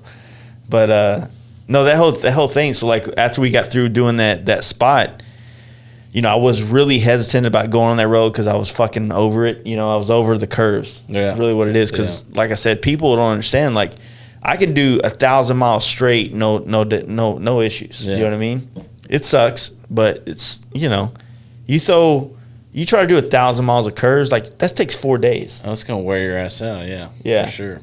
And so once we hit that spot, I wasn't really feeling it. And then, whether it was the time we spent there just chilling or the options, this was the best option out of the ones. Like I decided like, fuck it, let's do it. We made that route going north. And after we did the Dragon was like a breath of fresh air for me. Yeah. And then after that, I felt like I was able to dive back in mentally with the trip. Yeah. You know what I mean? And then we did that. We went north. I don't remember what the road was. We went north. It was called a parkway too, like Trehola. Yeah, it was I another couldn't parkway pronounce it. on the North Carolina side. Yep. Nobody was on it, which was awesome. Yeah, But- that was a good. Trail of Smiles. Of course, it. Trail some miles. And then we went through like this little, going through like, we didn't quite go through Gatlinburg, but we went through like the legit Smoky Really Mountains close to it, area. yeah. And did both of you guys not feel like the chick hanging out the car was going to show us her I thought tits? she was gonna dump them out, and I was like, I can't tell if she's 13 or 23. Yeah, but I'm glad she did. Don't Don't want to she looked Epstein this shit. She looked a little young. I feel like she was just living her best life, Hey, but I'm glad she didn't. When she stood up out of the car roof, I was like, "Oh shit, here we go." Yeah. But You know, no, I could. They were never close enough. I couldn't tell. Yeah. You know how when it's not very often you see somebody pop up on the sunroof, right? They don't usually stay up, right? They're like, oh, a little peek, a little poo poo. That bitch stayed up out of there Yeah. for like. She was trying to get minute. a little attention or something. Bugs in her teeth. 100%. And her ass jumped back down real quick when that little. Oh, with a little Ranger Patrol, yeah, police come Ranger. through? Yeah. Yeah. Right? That shit was funny, but that was a cool road going by all the rivers Yeah. and going back and forth on that. Man, that was. We caught the badass. sunset on that one. That's when, right? That's when we pulled up that peak, isn't? Yeah. That was the night, right? Yeah. And I couldn't tell you what road that was. I mean, essentially, we were finding our way to Maggie Valley. Maggie Valley, yeah. But during that time, the sunset that was actually kind of peeking over that valley or whatever. The way I felt like we was on the peak, and it felt like we were kind of driving on top of the trees a little bit. Yeah. It felt It's very unique. Like Yeah. you don't get that every day, right? And that to me was probably about as Smoky Mountains as you're gonna get. Like that was It's probably one of the highest points too. I mean, arguably we had to be outside of the next day, but like the Smoky Mountains is not elevation, right? It's not like the Rockies. It's not fucking 15,000 foot peaks. It is more about the rolling hills and the scenery, the adjustments that you're making in these whatever 1,000-foot interchanges. But it was about the trees and the beauty and the vistas and that type of thing. And when we were catching it that evening, that was probably, in my mind, the most beauty that we experienced. Maybe the whole deal in that, because we were catching that sunset. We were coming to some of those clearings, some of the openings, and that's when we actually ended up snapping a few photos, and it was perfect. It was perfect to me. Yeah, for sure. You're gonna die. What are you guys talking about?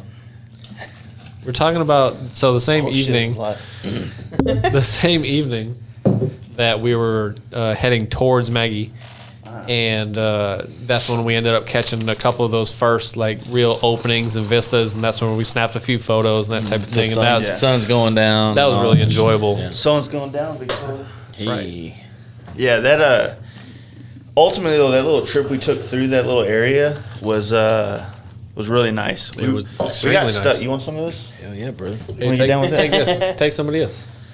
Oh, that's some other. That's just old. That's just. I mean, old I've news. been sipping on it a little bit, I'll but fuck with you. let's put some ice in the bit. I don't think I did that one right. It's the same goddamn. But no. Colada in a margarita? Yeah, dude. The fuck's wrong with y'all? Hey, this is Waxahachie. Are you making me something? Waxahachie. So, yeah, that part right there, like that's what I was kind of getting at. I wasn't feeling the whole thing, but then we hit that spot, and I was like, "Fuck, dude!" Like, I'm glad I signed up for this part of the trip because it wasn't fucking working out. Like, I was tired, I was over it, but kind of, I would say that like. Whoa! That's why we're like looking at me because I didn't put enough in there. Yeah. A little touch of that. So no, what I felt, you get stir that shit up. Yeah, appreciate it. What I felt like was you gotta stir it, dude. Got my eyes water. Be a man. Give my drink back. What I felt like was because we got stuck behind like that car with the Caravan of chick people, hanging yeah. out in the front, we were able to just kind of cruise through there, so it wasn't so much of an extenuous or whatever the fuck the word is, like push through that little area, and Agreed. you got to just like see the river and like stare at it for a second and not feel like you had to have your eyes peeled on the Focus road. yeah. So you know that's the weird thing about like all this bike shit. You know, like we're all on this performance bike stuff, but like when you're traveling on a bike, you're doing it once. You're not getting the experience of like sitting in one spot and doing it 5 times, 5 different ways. Yeah. So how you experience these roads each time could be different than the one way. It could be like you're hauling ass through it and you're doing it this way, and it's a different vibe. Versus the next time you're just cruising it, and you're like, man, like that was a different experience that changed my whole perspective on this whole trip. You know what I mean? I do. And so like we did that. We ended up hitting the very beginning of the Blue Ridge Parkway at the end of that to Maggie Valley. Correct. And by that point in time in the day, I was pretty worn out and beat down. It wouldn't have shown because I don't know what it was. By the time we got on Blue Ridge, right, to hit Maggie, it was like, well, all the tourists are off this motherfucker. Yeah. So we got it. We got back into it. We got into it. It's like the exactly. second wind over and over That again. was like the for sure, fifth win by that time. But yeah, it was basically like, all right, we got only so long to get to Maggie, and we got it. And our whole goal, we were trying to get there like before dark, and we got there just before dark. Yeah, we ended up, we got there. So, one of the things for perspective wise, like a lot of the things that like inspired me and us in starting the camp out was stories about Maggie Valley and the FXR Jam. The vibe of how it is there. And, it was through FXR Mike and some other friends that had been there a bunch of times, and I dug it. I will say that the crowd is old.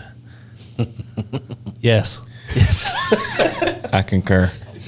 So, and it was like, it was like this thing. Like we've been Dude, talking. I think they're going to start. Just from my experience of this time being there, the owner dude seems like a dick too. Like, yeah, he's trying to like smash that shit down. Like, I think they're going to end up moving it, or they're going to end up having problems with that owner dude. But I tell you what, it wouldn't be a problem for them. He lives if right they there in decided front of to the move it. hotel. Because that's one thing that was pretty unique to Maggie Valley that I mean, until you're there, you don't really know. There's probably in a town of nothing. 2,000 people, Maybe. like Yeah. a small population. It's a great period. town to start a horror movie on. There's probably 25 hotels or motels in that Yeah. motherfucker. So it's not like, I don't know why this guy's gonna have an issue, because if he sends these guys on the way, they're just gonna go across the fucking street, Right. and they'll be just as set up. So the thing about their place, I think it's a motel setting. It is a motel. So in All the the doors difference, are- so it's like a traditional old school motel, front door walk out to your fucking driveway, Right. and then it's also in it's a row housing, right? Yeah. So it's basically 2-3 row houses stacked together, kind of a U-shaped parking lot, And he that's lives in the middle. Yeah, exactly. And that's Yeah. but that's the weird. uniqueness of it. The uniqueness is everybody comes out their front door, can sit on your fucking stoop and look at the whole shit, and that's what It's like being around a big campfire. big time. But then the campfire is right in this dude's backyard that owns the place. But you gotta And he get doesn't- over that shit, Yeah. dude. Like if that's For if a that's what you're weekend, putting on, All yeah. these people are fucking Yeah, you can I'm- even charge more for the rates. Yeah. And everybody's gonna be there pissing you off, and you're like, it's paying one the rent. week. Exactly. Yeah. Exactly. Go fuck, out of town Fuck for off that for your fucking 2 weekend. days. Get Yeah, the fuck out. exactly. Exactly. I'm like homeboy. Oh yeah, yeah, Door. for sure. So it's like that part. Well, here's the thing. It's like, there's this other part of motorcycling that I think most of us, and especially some of the older guys, haven't taken consideration. Is that like you have to try to, make it enticing for the next generation. You know what I mean? And so like, I thought Maggie Valley was cool because also I know a lot of people there, and it was like a reunion of people I know. So I was getting to see some guys and catch up, especially with the East Coast folks that I don't get to see much. And it was a great experience. But then like when I'm thinking about that event as a host, like we've been for the camp out, I'm like, man, like you should be able to continue this campfire and this conversation and this good time until we decide it's time to stop. Exactly. Not because the dude's tired of us talking in the parking lot about bikes or about life, you know what I mean? Things like that. So it'd be interesting, I haven't been to the West Coast Jam, but that's coming up next week, and I think that maybe they might have a more I kind of already feel like because the most people putting that on, there's a little bit more younger, their perspective might be a little bit more like about the complete social interaction. So I mean, I don't know the background of the owner of the hotel or Yeah. motel, and I don't know the background of even setting up the Well, East even Coast the Jam or town. anything like that. The town is And ultra motorcycle friendly. Yeah. Period. It's like in a valley that it's begging you to go ride its roads. Yeah. And you couldn't ask for a better setting, right? So this is your home base. This is where you're going to lay your head for the night. Good And you can't beat that. So the fact that you have a guy there, whether it's him or anybody else, if you're not a rider or you don't assimilate with what's actually occurring there, then to me you're kind of missing the point. You're missing the point of where you actually are existing in life, because this is a part of the country that happens to have a natural beauty that can't really be touched by so many other parts of the world, right? Yeah. So many other parts of the country. So if you're gonna essentially exile the part of the community that actually wants to be a part of that, you're cutting your own throat, and you're not going to be a hotel owner for very fucking long. Yeah. I don't know what you want. You want peaceful fucking families to hang out there, and if it's not for those roads, you're in the middle of fucking nowhere. You're West Texas. right? Period. yeah, East you're- Texas? No, not If you don't give these people West a Texas. reason to be there, they're Yeah. not going to fucking be there. Well, that was what was crazy about cruising in that town is the mountains and the ski lodges and like all the little, they called it carpet golf there. Yeah. It's called fucking mini golf, dude. Yeah, No, it's called grow putt-putt. Same. putt. Same. Putt-putt golf. Get the fuck out of It's here. putt-putt. Putt-putt. Yeah. Kermit golf. You're from here, it's putt putt, bitch. Little yeah. putt-putt. Little putt. I think that was that crazy gentleman, right? He was talking Yeah. about that. Rob, like, hey, you want to go play some carpet golf or something? I don't know. Margarita mix. Oh, This shit's terrible. it was good seeing his ass too. He was out there? Yeah. Yeah, he was out there. His girl Yeah. was out there That was too. good. Dude, That was cool. dude, haven't seen him since camp out, and that's the 2 other years thing. ago. Like 2 years ago, exactly. But think about Rob? that, Rob. Yeah, He showed up to bike night. no, I know on the way back, but okay. So On Third Town. since then, but the fact that he's not nowhere near us, right, and we're Yeah. nowhere near him, and we come together in the middle of fucking North Carolina. Come on, that Technically, like that's the edge of North Carolina. you know what I mean. That like that's biker as fuck Yeah. right there. Yeah, that's Because what it's all about, though. it is nothing other than the machine bringing us all together to do this same stuff. And like, I had a great conversation with them, and I enjoyed it very thoroughly. But I might not see him again for who knows how long. Yeah. Doesn't change the fact that we had that experience together. And But that's you also what- know that, that's like, what all if you this hit is. him up and say, "Hey, I'm coming to New York," you'd have a 100%. couch. 100%. Exactly. You know what I mean? And he knows 100%. the same thing is reciprocated, and that's the way it works. That's why this is as great as it is. That whole strip, like, they had the hotel to restaurant ratio was off, right? Dude, for real. Like, there was a shit what I ton of said, there was- restaurants and a shit ton of hotels. No. There was more a shit ton of hotels. Far No, less I restaurants. thought there was several. There was like 2 pizza joints we was trying to hit up. and Yeah, they were but both they was all closed. closed. COVID. Back to that. Yeah, but I'm saying I thought there was several. What did we end restaurants up in that having? We town, had too. some ratchet ass seafood that night or some It was shit. kind of My good. shit was though. good as fuck. It was Whatever. kind of good. Fuck off. Hey, I think it was like it was the treated us only well. place that was open. That's all that we Yeah, know. it was. Period. They had Yeah. cold beer. You know what though? It was cool to Cold beer. feel a on. different environment too, because so we're in the mountains and Yeah. we're on the East Coast. We're out of the Southern Hemisphere. We're kind of in the I don't even know what you want to call it. It wasn't full east, but it was also not south. It was not north. It was right in the middle of the country. Yeah. Period. And it was unique to find that, like where I come from, it can be warm during the day, but it's going to be 30 or 40 degrees cooler in the evening. Yeah. Same way got- there. it got To the chilly point there where that Jacob night. had to buy his ass a beanie. Like he was getting, it he was really? brisk, man. It was brisk. So No, it was it cool got cold to that night in feel Maggie some of Valley. that again. Yeah. Yeah. It was cool. Like that fire went hard for Yeah. sure. Oh, yeah. If we would have had a fire, my ass would have been in the hotel. Oh, we know that's It was right. cold. You know that's right. Yeah, it was, like I said, all that whole vibe, man. A fire is like 100% like one of those things about like social gatherings that can really bring out some honesty in people. You know what I mean? Dude, a fire is like a biker's fucking confessional. It's true. Hey guys, It's real true. I'm gay. If you're a religious person, you're gonna fucking put that right next to confessional, because that's how it feels for I dig it. these cats, and Yeah. it's great because it's all, but not that you're sharing the deepest secrets of your life, but you're sharing the experiences of the road, Yeah. and that's everybody's fucking interested in that.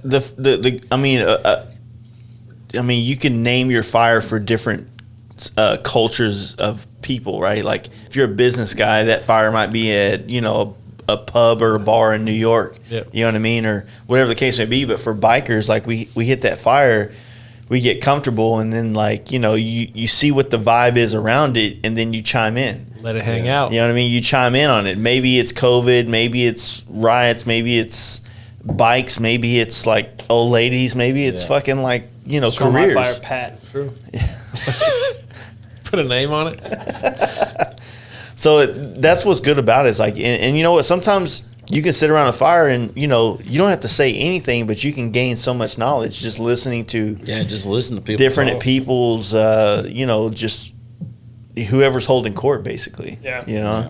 I think it can be a lost art in especially today's day and age, where everybody's looking for that instant gratification and quick Or response time or whatever. waiting for their chance to talk, kind of bullshit. And you know. Trying to chime in on They ain't every hearing what you're little- saying. yeah. They're concerned about whether they're fitting. When to can say. I talk? Yeah. I got a point to make. I love listening, because Yeah. there's a lot of knowledge in hearing people, actually stopping and hearing a motherfucker, because that's experience that they're shedding upon you. That is life that they're showing you. They're giving you a glimpse into their window.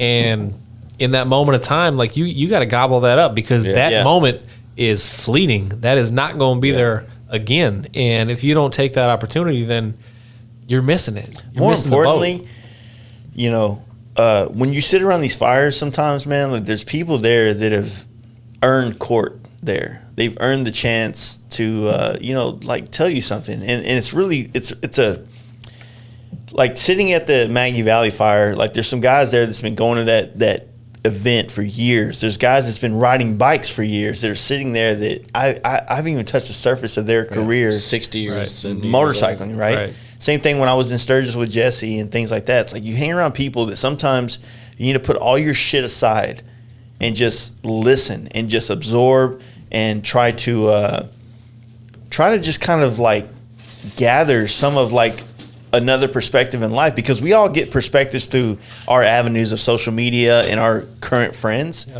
But dude, we're not hanging out with dudes who's been rocking bikes for fucking 60 years. So we have no perspective on that. So fucking shut the fuck up and let this dude tell you about, you know, Peggy he fucking banged one night at fucking in 76 at goddamn, you know, Woodstock. Hell yeah, brother. Hell yeah.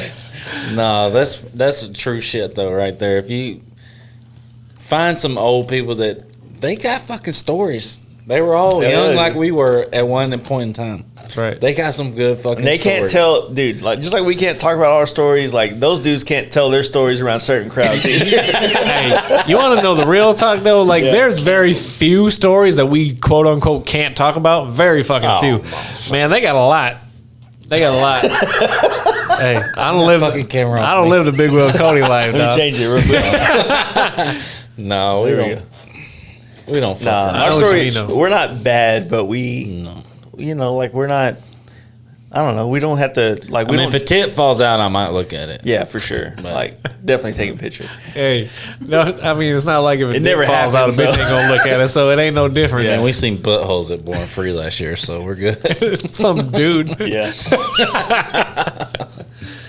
Poor girl. I mean, to wrap it all up, though, I mean, the reality of it is Daddy's proud. you got to value the moment. You got to value what you're actually experiencing. And none of those people, it wasn't convenient for a damn one of them, right? Yeah. So they all made whatever effort it took for them to get there to sit by that same fire that y'all are sitting by. Yep. And there's value in that, man. There's value in that. We and just happen and you to have be to take it passing from through and called a good time, you know? 100%. Like, 100%. Well, I also think that, like, But don't get it twisted. not to take away- we bring some of the good times, I too. was going to say brought that. So that's the a thing damn about thing. like the DFW crowd, which I think that over the next couple of years is going to end up becoming a nationwide cult, basically. But Hey. the thing is that we fucking go hard, right? Yeah. Think about it. Like every time we are somewhere, we come to these places because we think motherfuckers party, and we get there and we're disappointed, and we have to like reorganize the situation and make it a fucking event. y'all party? Think about it. Like we do that. We have to do that. Like Born Free has no party aspect to it. If you want to, unless you want to go to their we went to the Cook's Corner bullshit. It was like That was lame as fuck. that was the most hell yeah brother fucking place I've ever been. Really? Yeah. Got hot dogs upstairs if y'all want some. Get the fuck out of here. You sound like Forrest Gump with your ass. That's what it felt like there. But you know, same thing. Like, you know, we do our camp outs, we do our things that we do as a group and shit. And but you know, we went out there. I'm not gonna say that Maggie Valley wouldn't have had the same kind of like campfire vibe, but we definitely throw a little spice. We threw a little magic fire in that shit. You know what I mean? That night, for sure. 'Cause That's the other thing. We don't know we what the came to other party. nights looked like. Yeah, either. we don't. Yeah, for sure. So that night, you're right. That particular night that we were there, which was that Friday night or whatever. I don't know if they were there a bunch of days before or after or whatever. Yeah. We gave us some jazz on it. We put it out there and we were like, all right, we're gonna be here for one night and then we're gone. So we were Go hard. Yeah. We Y'all did. motherfuckers We act did like what y'all we got do. vacation time and shit. We stopping through. Right? Yeah. We're gonna be Everything we're has gonna be to happen home in now. 36 We went hours. out of our way to come through this bitch. Yeah. No, that was the experience of going to Maggie Valley was a great one though. Like I said, because as an FXR enthusiast, it was like finally getting a chance to see that town and see now when people talk about Maggie Valley, I can envision. I can envision where they were sitting, where the things took place, what it was like, the vibe, and I'm good with that now. And I think that's one of the biggest things I like about traveling is and seeing different shit. Not to be like one of those people like, oh yeah, I've fucking been there. But if somebody's talking about a place and I can actually say, I've fucking been there. Right. Like I know where you were standing. I know what you was looking at. That's pretty fucking cool. You can associate that to your own life. And that's exactly what we were talking about. It doesn't matter what the campfire or where it is. Yeah. You're able to actually inject some value to a conversation. Not just like, I don't leave my fucking town and this is where I live and this is what it is. Yeah. There's no, I don't know. You got to get away from those like basic bitch biker conversations, right? Let's talk about them real quick. We got a few seconds here. Few seconds? Hey, man. Dude, we're on day 2. Dude, I went. The other half of this podcast is going to be on Patreon.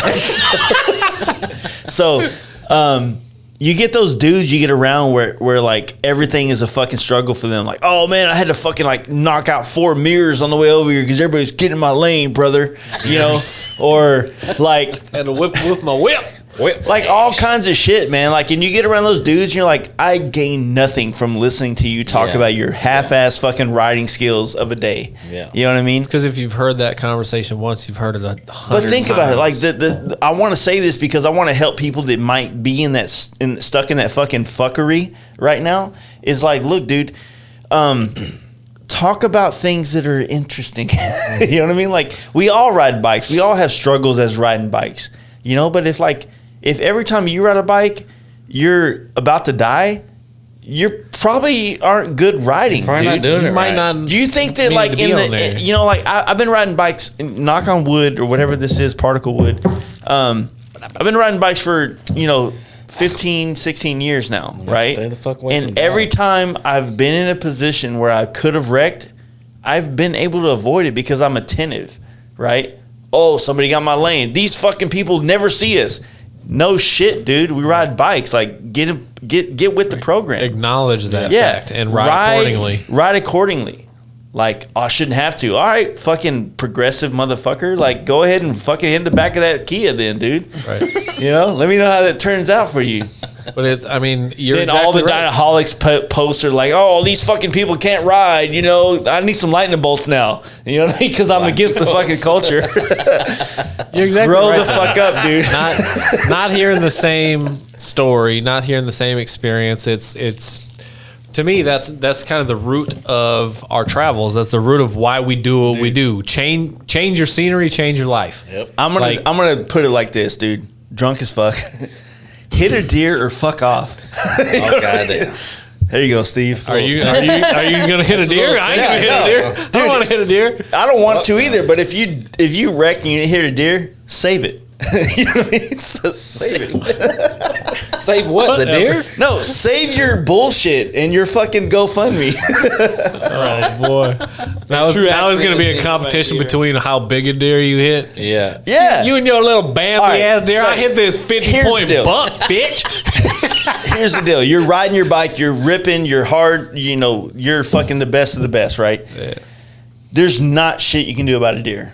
Unless that deer, I mean, you can't do shit about a deer. But Susan, a quarter mile down the road that you didn't think she would pull out on you, but you're doing 70 and a 30, you can do and she does pull out, and you hit her, and you're like, this fucking bitch didn't see me. Like, she saw you at 35 miles an hour, which was the speed limit, and you fucking were doing 70. I'm be fucking aware. slurring like a motherfucker. Get off the Patron, son. So, you know what I mean? Like that's kind of the difference that like I say. It's like, you know, I'm over those conversations. I've been riding bikes for, you know, quite a while now, and I don't have a lot of sympathy for that. Not that I don't want to see anybody get hurt, but I don't want that to be the narrative of my nights because you're a shitty rider and you blamed it on somebody else because you didn't anticipate the potential issues that could come apart on riding on roads. You know what I'm saying? I can see that. You have to be offensive. Yeah. When you're on a motorcycle, no two ways about it. Flat out. Don't count on anybody seeing you. Don't count on anything going right. You need to man, you need to plan for every outcome possible, and that's including wildlife, right? Wildlife is basically. Dude, we saw a bear. Hope I no. Hope I don't hit there. it. We're almost there. Day 3. Bear. But you're right. Yeah, we saw a bear and we saw elk and we saw. But no, you gotta. No, you just Man, you just gotta ride. You have to ride accordingly, right? You have to ride aggressively, but you have to ride accordingly. Yeah. And if you were the cat sitting behind fucking Martha in a car who's texting and not paying attention, and then That's your 7 or 8 fucking big wheel 18 wheelers, yeah, right. If you're waiting for that shit to happen, it's going to happen eventually. Wait, get the fuck around be on the that road car, long get enough, out it's by going to yourself, happen. yeah. But clear that shit and live in that free space. Nope. Then you've done your job. Everything else is up to Make fate. yourself But then you've done at noticeable. least what you Yeah. need to do Yeah. to become safe. It's like that whole meme of the dude riding a bicycle. He throws a stick and he goes blame somebody else for it. Yeah.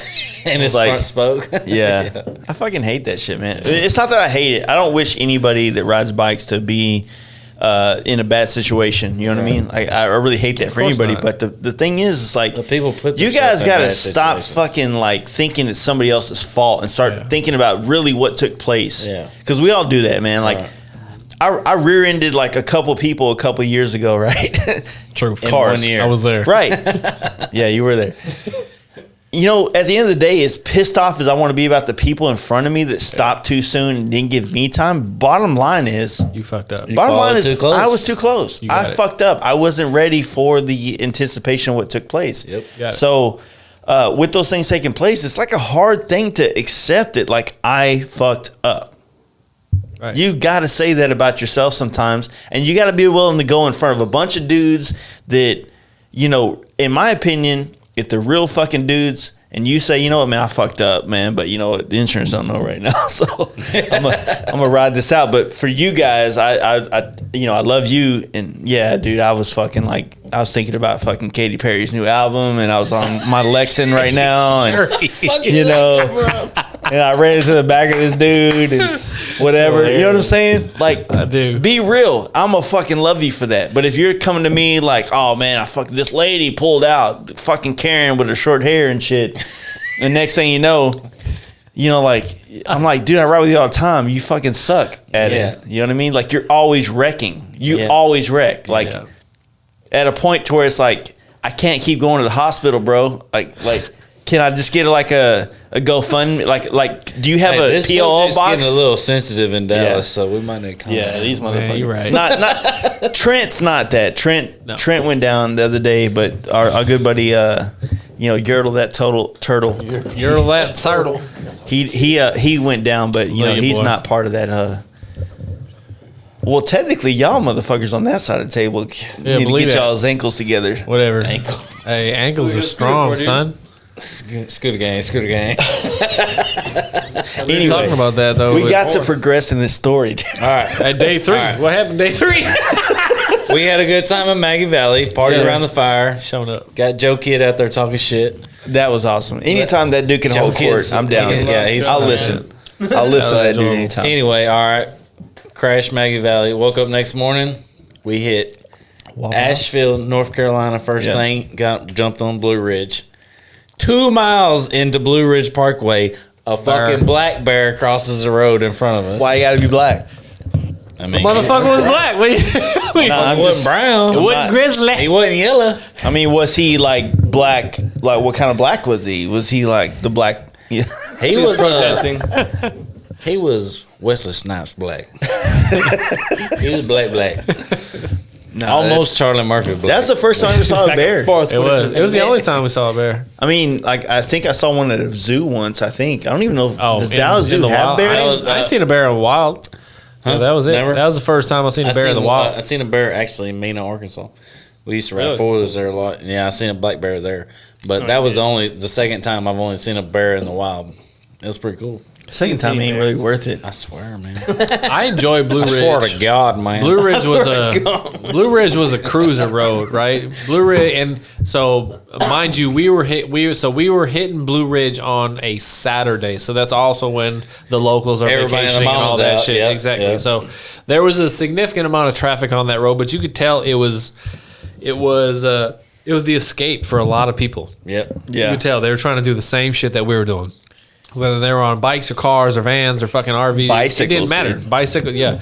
People were doing the damn thing on the Blue Ridge Parkway, but it was cool. So our ultimate destination for the day, what we were Johnson City? trying to do, what we were trying to do, like our activity for the Oh, day, yeah, we were we just chilled. fitting to hit the Grandfather Mountain. Yeah. Yep. That was our goal. So basically that previous night or that morning, we decided, do we want to go hit this waterfall that they was talking about at Maggie Valley, or we want to go to That was Grandfather the Mountain? opposite direction. yeah. Exactly. Yeah, So we we went picked the a other direction. We went Grandfather. That was the direction we were headed, and that's what we were trying to do. So Grandfather Mountain is the highest point, I believe, in North Carolina, In the Appalachians. in the Appalachians. I really? believe. Yeah. I don't know. It was cool. Whatever. And I that's the say other that, thing. but I That's also the heard that difference between.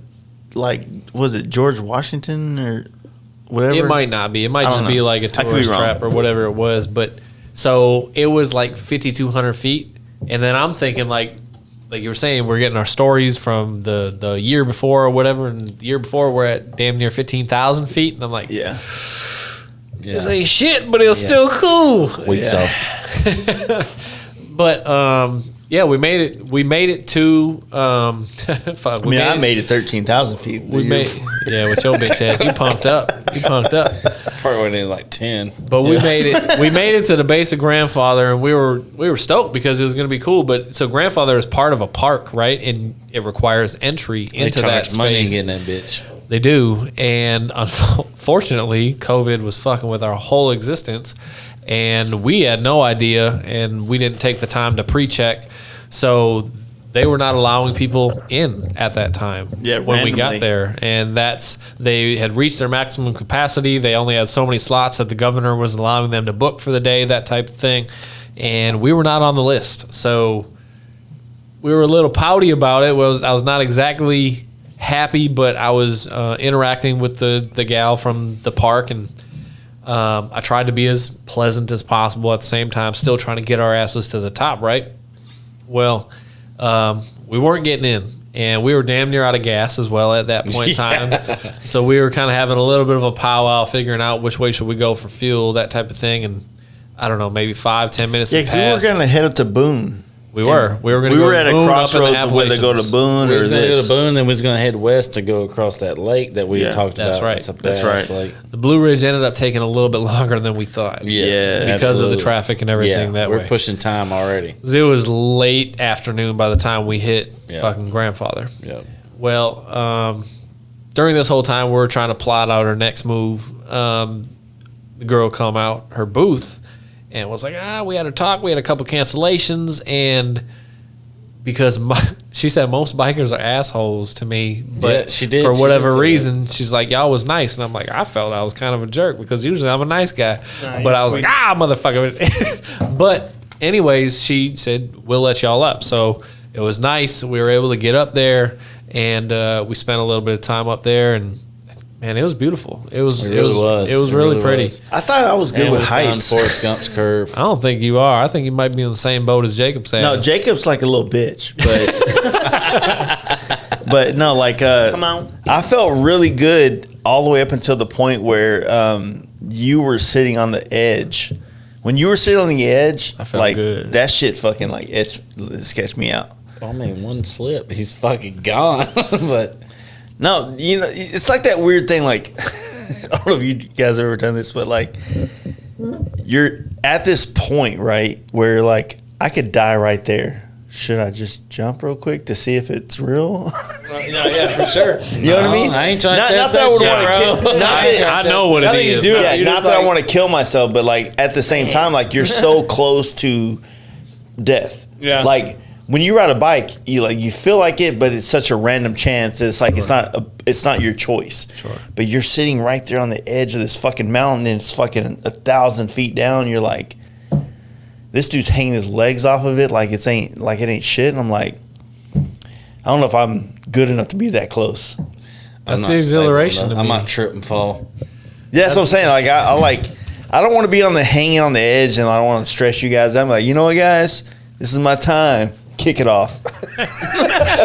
You know? Later. That's the called exhilaration to me, man. I might That's be. not to me, I think everything moves everybody differently, right? And to me, I'm not doing like fucking Sylvester Stallone cliffhanger type shit or nothing like that, but Or Ace Ventura saving the fucking raccoon clip. Yeah, fuck that noise. horrible reference. More funny. You know but what I yeah. mean, though. You know what I mean. So, like, to me, putting myself on that edge is like I'm there in a sense. Like I made it to that ultimate edge, to that destination. I felt like I did the same thing at Pikes Peak. It's like I wanted to kind of feel that space that just doesn't necessarily exist. And with being in an area of, I don't know, air with no mass, and it's different. It's a little bit different. What's weird about that one is like you're on this like part, right, where you're high. Like when you're standing up there, you feel like the height. You see the down below, but that distance between a 5,000 or 6,000 feet versus 14. Not even the same world. There's not comparable. You don't feel It's like being in an altitude. airplane You don't versus feel temperature a zip shifts. line. You don't feel. Yeah, it's significantly different. Significantly, because what? Especially the temperature. What do like when you fly across country with jets? They fly at like what, 30,000 feet, something like that. 30,000 feet. 36,000 usually. So to me, when I assimilate going up that high on land, I'm like, we halfway up to what we fly at. You know what I mean? Yeah. Like that's the way I'm like, we are up. That's high, yeah. Up Yeah. here. And yeah, you don't feel any of that. Not that it wasn't high, but having experienced both coasts and having experienced both mountain when we ranges, hit it that wasn't spot nearly where as we hit the little Forrest Gump curve there, that was such a tight curve and such a steep climb that on bikes it gets kind of a pain in the ass. You didn't even notice it going up. You didn't. The I sign, didn't. you I was know like what it was. focused on not like focusing on the height. Yeah.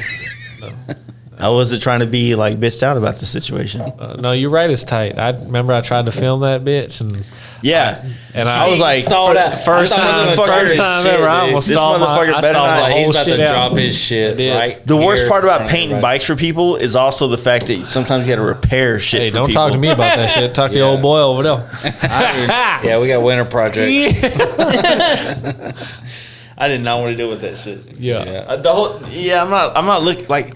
I'm not worried about you falling and hurting yourself. I'm like, I gotta fix. I'm the not bike. fixing it before Sturgis. Yeah. Fuck your Can't health. happen. It's Fuck not your health. physically possible. But I mean, outside of going to Grandfather, the rest of that day was essentially getting to Jonesboro that night, right? Johnson City. Johnson City. I'm sorry. Yeah. And that's, I don't know. We got there just before dark. It wasn't really, well before dark. 'Cause Well we before went to dark? the, No, we ain't the That's pizza right. We went place. to the pizza spot. That's yeah, right. we went to a couple spots trying to find a good spot to eat food, but there was a, like I said, the protest was going strong that time. Talking about that. Yeah. We ain't there yet. How about that? Catch me outside. So yeah, that whole, I'll be honest with you, like I really enjoyed that pizza spot more than I didn't go out with you guys, so I didn't get to experience. Dude, we had a good time. We stayed at the pizza spot for probably an hour and a half, just fucking Way more than an hour and a half. bullshitting. Yeah, I was. That beer was so cheap, and the waitress We was was like, cool. do we want to stay here all night, or she wasn't cool at first? She was a bitch. She was a Well, bitch. no, we had a couple of retards with us, but so we walked in this pizza place in Johnson City, and it's hot as shit outside. Yeah. So like, think me and Jason, Larry walk in, and then like James and Jacob are behind us, and they're like kind of holding the door open. She's like, if y'all would get in and close the door, it'd be good. Like, cause the air conditioner's like going out and all that shit. She's like, all right, are we really at this establishment? Is she gonna be a bitch all night? Yeah. Well, then they end up seating us, and she's our waitress. I'm like, oh fuck, here we go. But she ended up being cool as shit.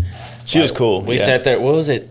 $2 or $3 beers, like draft beers. $1.50, I think. $1.50 beers. Draft Michelob beer. Ultras. Yeah, and we got 2 big ass pizza pies. Like Missouri. Dude, killed it. Like we sat, I think at least an hour and a half. You say 2 hours? I mean, we was there. We were there a minute because we shut down that place though. Mm-hmm. Because it was right by our hotel. we tried to go to downtown Johnson City where the hot bike tour was taking. That's the reason we went back there because I had been there for the hot bike tour and it was a cool town. So we tried to go back, but it was all fucking dead. You know what I mean? It was dead down there. Yeah, there was nothing open downtown really. I mean, besides like strictly bars, but the first pizza spot we tried to hit. Yeah, we tried to go to downtown. another street because James made a deal with us that we had to have pizza that night because the night before we tried to have pizza and it didn't work out. So we made a deal with him like, okay, bro, pizza tonight. We'll You get want you your pizza, you can have princess. pizza. Fucking pizza, dude. It was a good suggestion. Like if we were in a relationship, that would have been fucking well worth it. That's all I do. I only put us on good dates. Yeah. So we finally got there. We found. I mean, that spot was the pizza was good as fuck, but Sleeper. No, it was good. a sleeper for it sure. It was good for sure. And the chick that was working there was like Cody said, she was totally cunty at the beginning. Yeah, That's kind of hate to tell a Bro. cool chick though too. One that's immediately talk shit. Yeah. yeah. Be Talk about how "Hey, she motherfuckers, wouldn't you let let us the in air the out." door or whatever. Yeah. She's like, get the fuck in or get out. Fuck you know? off. Like East No, Coast, she ended up baby. being cool. She ended up being real cool. Yeah. Yeah, and y'all. So that night was the night that I crashed at the hotel, and you guys went out. I had to play my age. That was Jace's Vegas night. Yeah. Bitch ass bitch. I had to gather my thoughts, edit some photos. Nerd. We're in a party town. I'm gonna go to bed. It wasn't really a party town. That No, town, I'm saying I don't know. I don't fuck with that town really. No, Johnson City was all right. It was all right. Johnson City I would has say potential. out of all the different spaces that we went to, bottom of the list. Yeah. Yep. As far as It's So on- what it's like on the partying bottom. we did is for sure because we hit Bottom of the fucking list. Nashville. what happened? So I wasn't there. So you guys tell the story. You guys went out, and Went into this bar. So all right. So We got a couple- The waitress that was an We asshole. got a couple of suggestions from the waitress. She gave She's us like, suggestions. okay, here's how this bar is. I don't even remember the names of it. Don't care what the name was. Capone's, Yeah, that's where we ended No, up. that's where we ended up. That's Yeah. the one she said don't go to. Yeah, Capone's. exactly. We ended Like up going Al to some Capone, other bar, like the right? Gangster. That guy? Yeah, Capone. No, We ended up but going to the some first other bar, bar. I can't remember what it's called. Anyway, she was like, "That's probably gonna be the popping spot." Was it it ki- the it- I was mean, it the it kinda- popping spot? It was it- fucking absolutely the It popping depends spot. on what you want out of popping. I'm talking. It I'm was talking about just as far as The amount of people. Yes. Yeah, they didn't give a fuck about. we couldn't find a fucking. They didn't give a fuck about table in that COVID. bitch. Shoulder to shoulder, Yep. shoulder to shoulder, young people shit. Like, Yeah. not exact. I felt my age in that place heavy. Yeah. We were 10 years older than anybody in that motherfucker. Yeah, so we didn't belong, and then we had a fellow perfect kids. exit strategy. The fact that we didn't belong first off, and they don't give a fuck that we rode across the goddamn country to get there. Fuck off. Yeah. because they were sitting there trying to fucking play with each other And or whatever. it's one of the those fuck. shoulder to T-Pain. shoulder bars. Not fun. You can't get a fucking drink.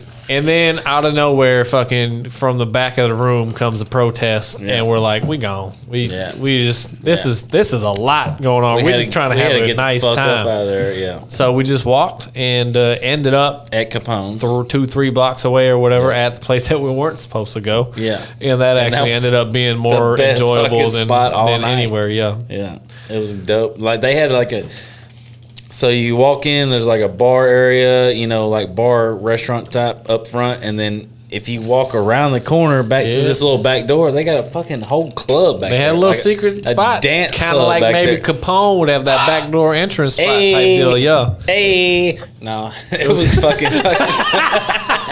he's back there right now. right. No, hey, it you was- want to know? It was a cool little spot though. You want to remember that the funny part about that back room or whatever? Because they was like everybody was in full party mode. It was like a club Yeah, it type was deal back full-on there. club. But they were trying to be like respectful of COVID, so they hung shower curtains like in Hell between yeah. the tables. It was fucking ghetto as hell. And just big pieces of plastic shit. Like, what the 100%. fuck? But What are y'all we, doing? yeah, we just went to like a chiller area where we were able to catch a table and just hang Yeah. out and Got some shots. had a good time. We did, didn't we? God damn. I I don't slept know. so good without you guys snoring on By night. the time we come home, fuck off. We yeah, dude, that was one of the nights you got probably most drunk. I don't know. You did. Yeah. That Because, one, Cody? yeah, we need because to have like our own little version of get levels drunk. for our Boy, friends. don't get right drunk. now. No shit. He got outer space drunk got- this night. Cody drunk. No, because that night, so whatever, we ended the night, and it was actually really nice. They had like a hot dog cart outside, so we got like sausages on the way home. Oh yeah, I didn't get one. We were trying to catch an Uber. No, the only thing that you didn't get one because the only thing you was concerned about after we just left the bar was we gotta make sure we get some beer on the way home. for what? I don't know what for what. We did. Guess what? Yeah, we got That kid that picked us up, he said, well, they just passed a law. Y'all can drink beer in the car in the Uber on the way to the true. hotel. That's true. Shit, we was all cracking them motherfuckers open drinking beer. I'm surprised you remember that because all I remember is we got back I remember if you tell me about it. we got back to the hotel and you had just gotten this. I don't know if it was a 12 pack, 24 pack, whatever it was. We got some beer. How many we drank? Fucking like 1.5 maybe. Like we didn't drink a goddamn any of it. It was just a waste of time, It's waste about the of fucking enthusiasm money. as you go home. Yeah, bullshit. I'm not We- trying to kill the party, bro. We sat out. The party was over, dude. What You- if you showed up and you had a second wind or an eighth wind We did wherever not. you're at? We did not. And you're like, we need more beer. And like, then you had to find like an Uber to go get beer. We knew what it was when it was. Cody was the only one out the fucking loop on that. I'm always the only one. I just want to tell you guys about my bubble bath that night. This Man, fucking great. Shut up on your goddamn fucking bubble gay. bath. Balls were fucking. Men take bubble baths. Hell yeah. He Real does. men. What the fuck? Hey, You don't get on my level without a Let me bubble tell bath. you, this is the second straight road trip podcast that we done with this fag done on a specific night done bubble bath exposes. That's a Like, nice how oh my god, my bubbles was so nice. Hey, God you know what? damn. You know, flexing comes in all different forms. Sorry, you can't flex. You can't flex in a fucking Days Inn bubble bath tub or whatever. the That fuck was not a it Days Inn. It was a Hilton. Where was it? Yeah, it was a Hilton. Like, it was Hilton needs to step your game up. it was either a Hilton or like one of her homies. You know what I mean? It was on there at that level. It was a Nicole Richie. It wasn't a Days Inn. It was a Richie. Yeah. So the Black Snake Moan. Christina Ricci. Is it the same one? I don't No, know. Nicole Richie. Is that Nicole Richie. Lionel's daughter. Is it? Lionel Richie's daughter. Fuck. Lionel I don't Richie know. daughter. Yeah. Christina Ricci, like from Adam's Did- family. Wednesday. Hell yeah. Wednesday's hot. Oh yeah. Somehow it's like she's hot when she's Wednesday as a remember, kid, but She grew up in the Black Snake Moan. yeah. Oh, this is I don't know weird. the last name. Let's assume. Yeah. It was. I've never seen so many flat-chested women in one picture. Ooh, you almost got it. No, it's an ice cup. Think about Then like what? when you watch Black Saint Moan. Oh, Black It's a good movie. It's a great premise, but like it's the most like flat-chested like starlet young person you could ever watch from Adam's Family up. Seeing showing her fucking tits, and you're like, this feels pedophilia. You know what I mean? It feels the whole thing about this. Like I'm kind of like, yeah, it's a titty movie, but like you don't get it, right? You got it. No, You got it. I enjoyed that movie very much. It was great. All right, Jeffrey Samuel L. Epstein. Jackson was good on that shit. Me and her Samuel L. the same Jackson was age. good on that shit. Can I do You a and Black Christina Snake? Ricci, that's why she came up to your mind. Can I do a Christina Black Ricci. Snake Moan helmet? That would be a good one. Yeah, you gotta bring Sam back. He been in 75 movies, so you 75, 755. Yeah, You gotta bring him back. Black Snake Moan He was- can't. that He was can't great. be the stolen one from the road. yeah. He's So gotta be on the road. he's not the stolen one. He's right there. Wait, who got stolen? Oh, my bad. Daniel Day Lewis Daniel got Day stolen. Lewis got stolen. Yeah. Fuck off. God damn it. Um, You know what we should do? Leo from that same movie. well, there's not good photos of him from that movie, There's got to be. but he doesn't have an iconic role.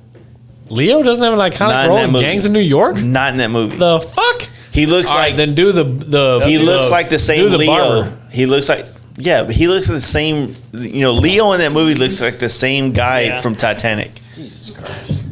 I Think about it. You gotta I look, ain't gonna give that one to you. No, dude. Titanic. He was a heartthrob. What are we talking about? Leonardo Wait, what was DiCaprio it? in Gangs of New So York. here's the deal. My helmet that got stolen in Indianapolis was Daniel Day Lewis from Bill the Gangs Butcher. of New York. Bill the Butcher. He had a role. He had a vision. he had a look. You think of Daniel Day-Lewis when you think of Gangs of New York. Yeah. So when you, When you hear say Leonardo DiCaprio, you think of Titanic. Yeah. You might even think of Wolf of Django. Wall Street. Django would be there. I was about Wolf to of say, Wall Street. I would say- You're gonna say Remember. Gangs of New York. The only couple things that you I could think like, the if you're gonna do a Basketball helmet, 100% I do.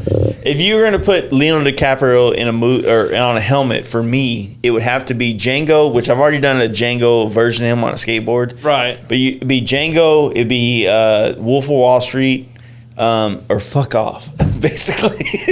What's he? What else?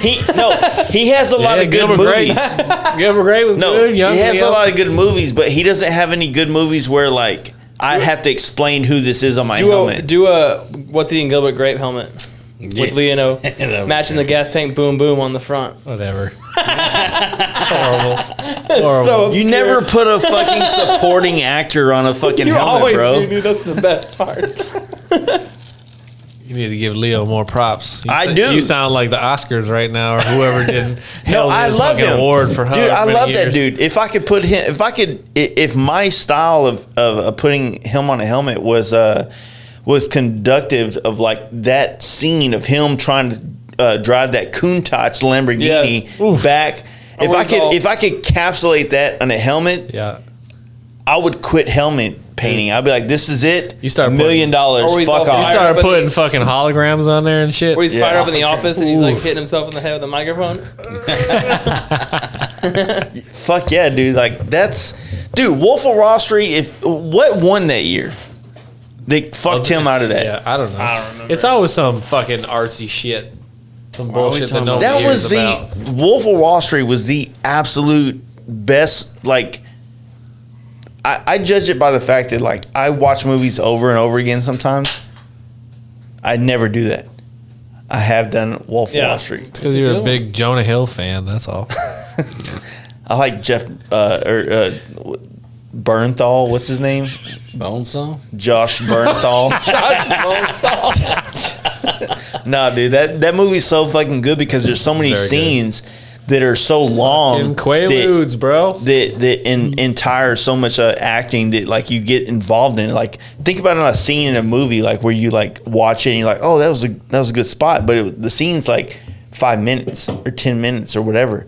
But then like that, you go Wolf of Wall Street. You looked at the Countach when he was riding that thing all fucked up on So Quaaludes. fucking gangster. It's such a long scene. Like you got carried through the whole thing, or you know what I mean? Like it's such an amazing movie. Like Throughout the whole country club, dude. yeah, dude, it's a really good movie, man. And the acting, like, here's the deal: when you're a kid, when you're in your 20s, dude, you don't know what the fuck acting is. You're like, oh, dude, like fucking Black Panther was dope. You know what I mean? I love art. I love Marvel movies, but like when you start seeing professionalism in people, you start to like, oh shit, like this motherfucker got some fucking swag with it. You know what I mean? Like, put it like this: I don't know. Robert Downey Jr. Tropic Thunder. Yeah. Is it not one of the? I think a lot of people agree with that. Everyone does. A lot of people agree with that. I watched that movie the first time and was like, it's funny as fuck. Hell yeah, great. everybody great. Then all of a sudden I was 32, and I was like, See Dan McBride, big ass titties. Well, it's like it's like a forbidden role at this point. Like you can't redo that shit. he can never do that again. But the fact that he was able to do it and such a fucking like great like just acting. You can totally do that again. When you're in your You just gotta have 20s the nuts to do it. And when it's you're gonna in be your the 20s, greatest thing dude. Oh ever. no, dog. When you're in your 20s watching Fuck that. art, you don't you 20-year-old faggots out there don't understand what art is. You don't understand pain Nah, yet, like- bitch. You know what I Oh, mean? It's so stupid. So when you see a dude, when you go watch these artistic movies that you laughed at like it was fucking like just, fucking like funny to you. This is funny to you, bro. Take me seriously. When you go watch that shit in your 30s, you're like, oh, I get it. This is funny as fuck, but like it meant something. You know what I mean? Like get to the next level, bro. This is hipster as fuck. You know what I'm saying? That movie was fucking good. If you don't. Honestly, How the fuck did we get here? no, I gotta. This is grinding my gears. So day, Ebert and so Roll. day 3. What did I just talked about Samuel Jackson on the road. No, you know where it started? Where? The Hilton Hotel y'all stayed in. Because I thought I thought it was Christina Ritchie was her friend. It's Nicole Ritchie. That's exactly where this started. I fucked it up. God damn it, Fuck. Kyle. Oh. Mobby. What was Hey, that? do y'all Fuck you, Smokies? Kyle. Hey, Did y'all go to Smokies? Day 3? Yeah. Oh, yeah, okay. What? My bad. Dude, Smokies are. What was that, day 3? You ever had them little smoky sausages? Yeah. We're going to start talking Good about times. potlucks, favorite dishes. Anyway, yeah. Let's get back, Did get back the- to subject here. Fuck movies. Okay, hold on. Reset. Did It's such a good- you know, for you though, like we were talking about this on the beginning of the trip where it was like it never felt like a vacation. When did it become a vacation for you?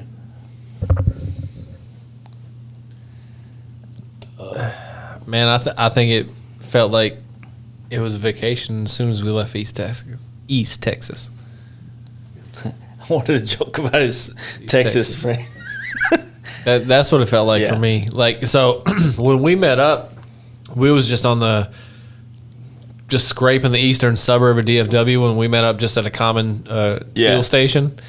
So there to meet the boys in East Texas, it was just like, we might as well have been riding a bike night, right? Yeah. But by the time we got out to hang out with the guys, decompress a little bit, have some drink, do what we do, and then we all hit the road simultaneously together. We was on it. To me, that was it. Because put it this way, to me, if you feel everybody has their own path leading up to it, right? Everybody has their own journey. Everybody has their own pack out. Everybody has everything, right? But as soon as all you motherfuckers are on the road at the same time, y'all are doing the same thing. Y'all are in it together. Y'all are about it together. Y'all are about to go to the same destination together. Whatever it takes, no man left behind type shit. Like, we are doing this right now, and y'all are the people with it. Yeah. So that's when it's real to me, for sure. And yeah, man, I mean, as soon as that was jump off, I didn't care that I only had a week of preparation. To me, I was on it. Yeah. Yeah. And whenever we come back, we come back. But at that point, we were together, and we were doing the thing that we do on the road, which is fucking motorcycle Have a shit, good dude. time. A great time. I'm the same way. Like, as soon as I leave the house, I'm in vacation mode. I'm ready to go. You know, like we're on the road. We're leaving. We're getting the fuck out of town. I feel I'm ready. I think there's a distinct difference between vacation mode and travel, explore mode. Well, yeah. If you're talking about two different kind of vacations. Exactly. Yeah. Like, we've been on, We kinda on straight this, up like beach vacation, like Right, just right, veg right. out, whatever, just Yeah. disappear and not be anything for a week No or whatever, worries. right? But what we do is it's more exploration. It is more mutual experience, explore what we're exploring and doing it as a It's kind of like you're looking for opportunities on a trip to just like unknown, in more of an unknown mental space where you're just trying to like, I don't know what's going to happen on this trip. Yeah. I just want to experience whatever it is. You know what I mean? And it's great too when you have instead of say you do that solo, right? If you do something solo, you have one thought process, you have one set of eyes, you have it's just you. Not that there's not value to that, but when you're doing it in a group and you got 10 eyes, 10 ears, 10 fucking or 5 brain, you know what I mean? Like, we're all putting value into this for one another. Yeah. And it makes a big difference, I think, because it's not every day that you're going to have the great idea. It's not every day that I'm going to have the great idea or some sort. When we put it together, though, it's a collaborative effort that we actually end up injecting value into each other's experience that makes it what it is. Yeah. It's almost like everybody that puts input in what might be a great thing to do today, like you have to all do that to realize the humility into that, because we don't know if it's going to be a great thing. Right. How we take the situation, we can suggest a pizza spot. We don't know what the waitress is going to be like or the vibe's going to be. But you go there and all of a sudden it's fucking awesome. Mm-hmm. The chick's cool. She was a bitch at first, but she was cool later. And then we have a great time, and then the night progresses from there. We went to Nashville the next day. Yep. Walked around touristy as fuck, saw a lot of touristy shit. Pretty much. And we found a fucking good vibe that night, and we found a way to prolong the night that didn't cost us money as like a tourist would. Right. We spent money. But we didn't have to pay for it.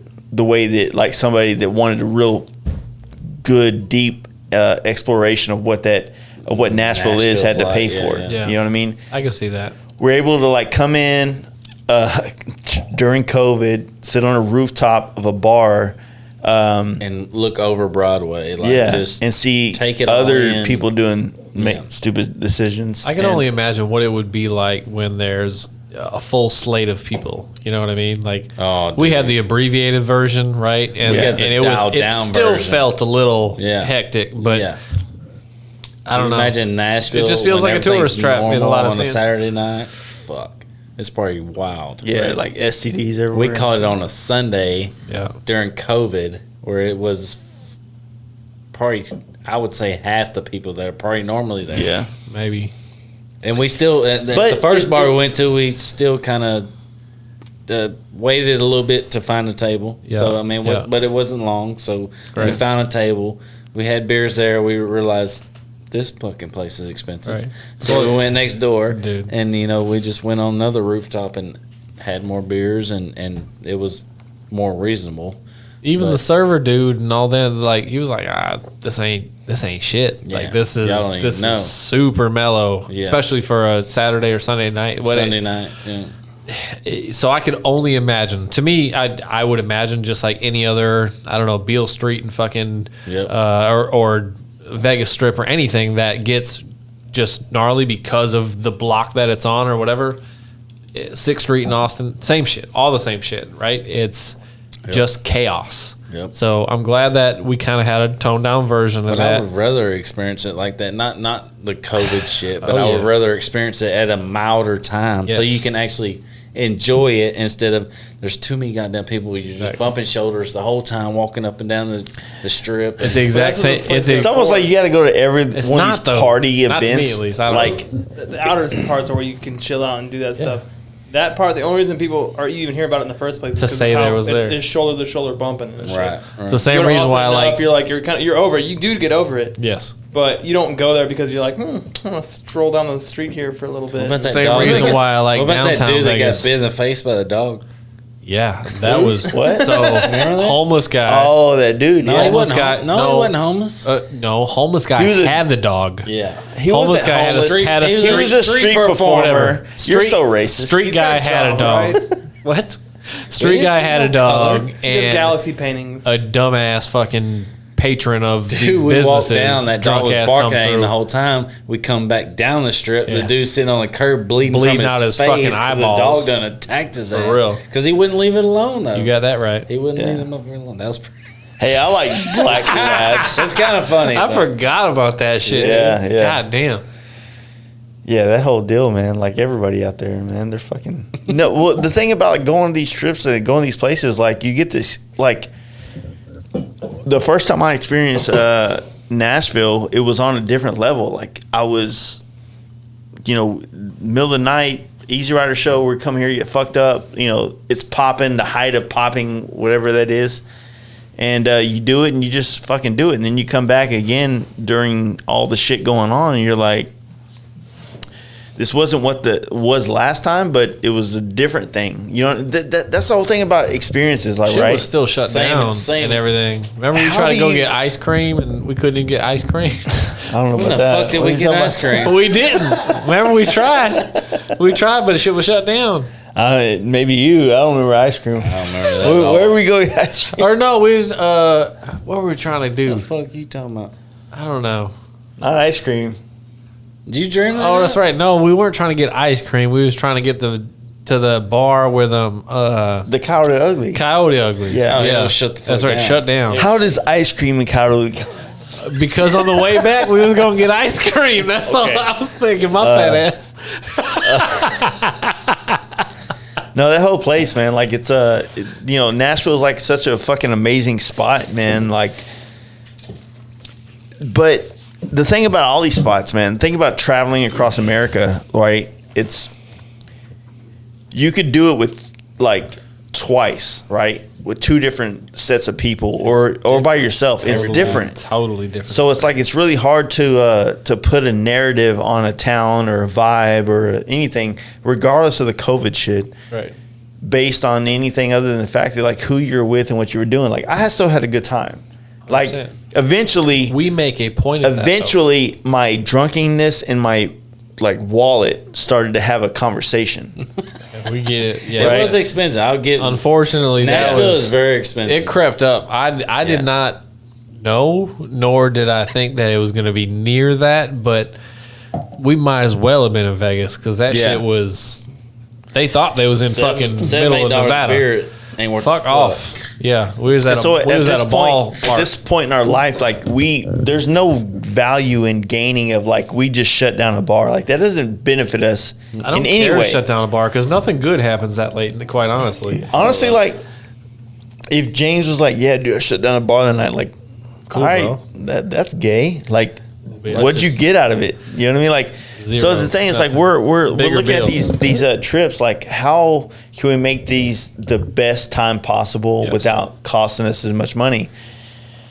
And so there's no way that we're gonna like look at going to Vegas, Nashville, whatever the case may be, and looking at like let's go sit on the rooftop. We're down to go to the rooftop and party if the experience is like making it worth it. But after like the first 3 drinks or the first 3 rounds. If we're like, yo, dude, like, we're paying a lot of money and I'm down to go get a fucking 12-pack and go back to the hotel, that's when you got to know, like, as a group, like, look. Yeah, it's true. That's why we're very like-minded in that regard. And I feel like... I think nobody's against that. Like, and I think that's another thing on our trips is that those big cities are a stop. Correct. But they're not a destination. You got that right. Yeah. We're going to... fucking ride the cool roads. We're not taking a trip. We're not all getting together saying, let's go to fucking Nashville. This is not Let's ride to Nashville. Let's ride to Vegas. This is a Vegas trip, bro. No, we don't do that. Just a stop along the way for one night to fucking relax, chill, whatever the fuck you want to do. Yep. Spend a shit ton of money. You're right. You know. Yeah, so much money. Unfortunately. But it was still a good time. I mean, I had a good time. Yeah. And you got back to what I said real early on. 75% of the time we ain't doing that shit. Right. Yeah. We're hanging out and just with a little 12-pack in the room or whatever the fuck in the fucking garage in Venice and just doing what we do. Right. And just having a good time, bullshitting, doing the same shit that we're doing fucking right now. It's the same shit. We're talking, we're drinking, we're hanging out, we're having a good time. It's the same goddamn shit. Yeah, from the back room. It's the same thing, right? So every now and again, sure, do we find ourselves in the tourist trap spot, or do we see the things that society tells us you have to see? Of course, we test it. We see. Generally speaking, though, no, we tend to find out that it ain't what it's fucking cracked up to be, right? That's not what we're going for. And it ain't fucking cracked out to what everybody says. Really. Oh, you gotta go there. You gotta go to fucking Nashville downtown. I got news for you. It's all right. You can miss that motherfucker. Yeah. You can and still have a good time. I guarantee you. That's the best I'm gonna give it. It's all right. It is all right. It's all right. It's all right. Yeah, I'll tell you the best part about it. The fact that we was all there together. Exactly. Period. We made it fun. I mean, honestly, don't want to get back on the talking shit about going somewhere with wives and shit, but if you went there with your old lady, how much fun are you gonna have? I'd have a good time. You're gonna make it. It's a different type of experience, and that's always going to be the case. It's always a different experience. If it's a one-on-one, so to me, and this is what, and she feels the same way. If we were to have a vacation together, I'm going to take a beach, just chilling, relaxing, that type of thing, over some place like that 100% of the time, right? It's so much easier. You're going to save yourself some money, and you're going to have just a good time, but not better. Right. You're not dealing with the hustle and bustle of the fucking tourist trap type stuff, but it's all going to be a good time. But that's one of those things too, and we speak about it, she and I as well, that we have to have what we have as a group, right? They do girl stuff, we do guy stuff. We got to have that, but we have to. Way off the liquor. We have to also have the liquor combined stuff beer. too. It's the way it is. It's the way it is. Yeah, that. Wait, what were we talking about? You don't know. You just got back here. Yeah. All we did, we closed out fucking. We're closed out now. We need to close it out. We're at 2.5 hours. Are we really? God damn. We closed out Nashville, and we had to get some bike service. We got bike service. That's next where we day. started next I went morning. a little too hard. I had to take a nap at the hard shop. Yeah, you did. But 2.5 already? Yeah. Oh, No. So We got a 2.5 on the optimism of the next we part got of it. our We life. got it. We got it. We got Well, it. we can kind of hurry up and finish out what the trip was. It's essentially So the end of it. Yeah, Nashville was kind of the end of it. So we went, we left Nashville. Jacob had to get some work done on his bike. Yeah. And left there next day, and we blasted to Justin's house. Correct. At My Little Machinist.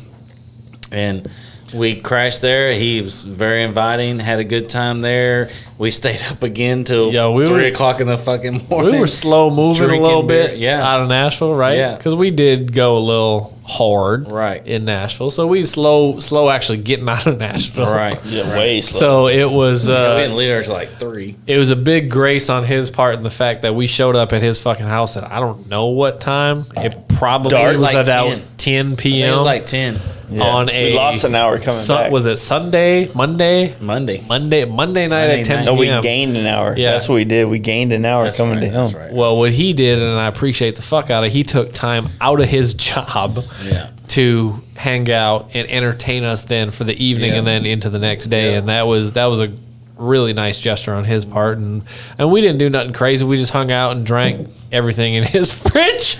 Yeah, we didn't come and we prepared had for that some one at all. wings, and no, that was went to Buffalo Wild Wings, went back to his house and just drank in his garage. Yeah. Y'all was having some wine and brownies and all that shit. I forgot about the Dude, that was a hard hangover because we went to Buffalo. We had like Buffalo drinks and food, and then we come back to his place, and it's like we drank him out of house and home basically, where we drink whatever beer he had, then wine. He brought wine out like later on in the night. Like fuck it, I'm into it. You know what I mean? This girl brought out some brownies and everything. He's like, here you go. Good shit. But it was perfect. Hospitality was awesome though. Hospitality was on point, and it was the best way you can really wrap up kind of a short shotgun type trip like that, right? Because everything else was we just sprung for a little hotel room for the night, didn't do much with it. That particular night, we spent the night with a host, and that was cool. That was cool to be able to have that experience. Hadn't been to Little Rock before. It was cool to be out there with him. And he let 5 dudes crash in his house. I mean, that's cool as fuck. Cool as fuck. Woke up next to his guinea pig and shit. Like it was, we were in his house. Yeah, no, but cool shit. Love it, and it was perfect. And then it was just a shot back to the next crib. day was shot back to. We had a 3.5 hour ride. Y'all had a 5 hour ride. Yeah, it was like the only time East Texas had the shorter ride. Yeah, ever. Yeah, because we're always going west. Yeah, fuck y'all. But so it was nice. Now that we're here, now it's July 2020. Weird ass place to be. Doesn't it feel like we just did the fucking party here? You know, for fucking New Year's. What was it? January? Yeah, not long January ago, for sure. That's the last time I saw Mark. So if your name is Mark Matthews and you own Texas Performance, maybe you should try to come out more, bro. I miss you, dude. I love you. Miss you. He ain't listening still. We're just gonna have to bring the party to him. Fuck it. Yeah. It's an impromptu party. Yeah. He's in the process of moving shops right now. We'll fucking break that motherfucker in. Yeah, we can party there. But you know, like now we're here. Now you know after let's look at everything. You know where we're at right now. We just crossed the halfway mark of 2020. Yeah, right. Crazy. It's been a crazy year. St. Patty's Day is when this COVID shit hit Texas hard. Yeah, that's why I couldn't go to Ireland. Yeah. The first time ever that we couldn't do Skank Fest. We couldn't do the fucking St. Patty's parade in on Greenville Avenue. Yeah. I don't know, but so we're here now and we're dealing with this shit, and you know, Sturgis is a crazy thing because the consensus on the street is like, is Sturgis still going on everywhere, right? Right. I got 50% of the people that I know in the industry, the more small business type people that are talking about like, yeah, we're doing it, we're 100%.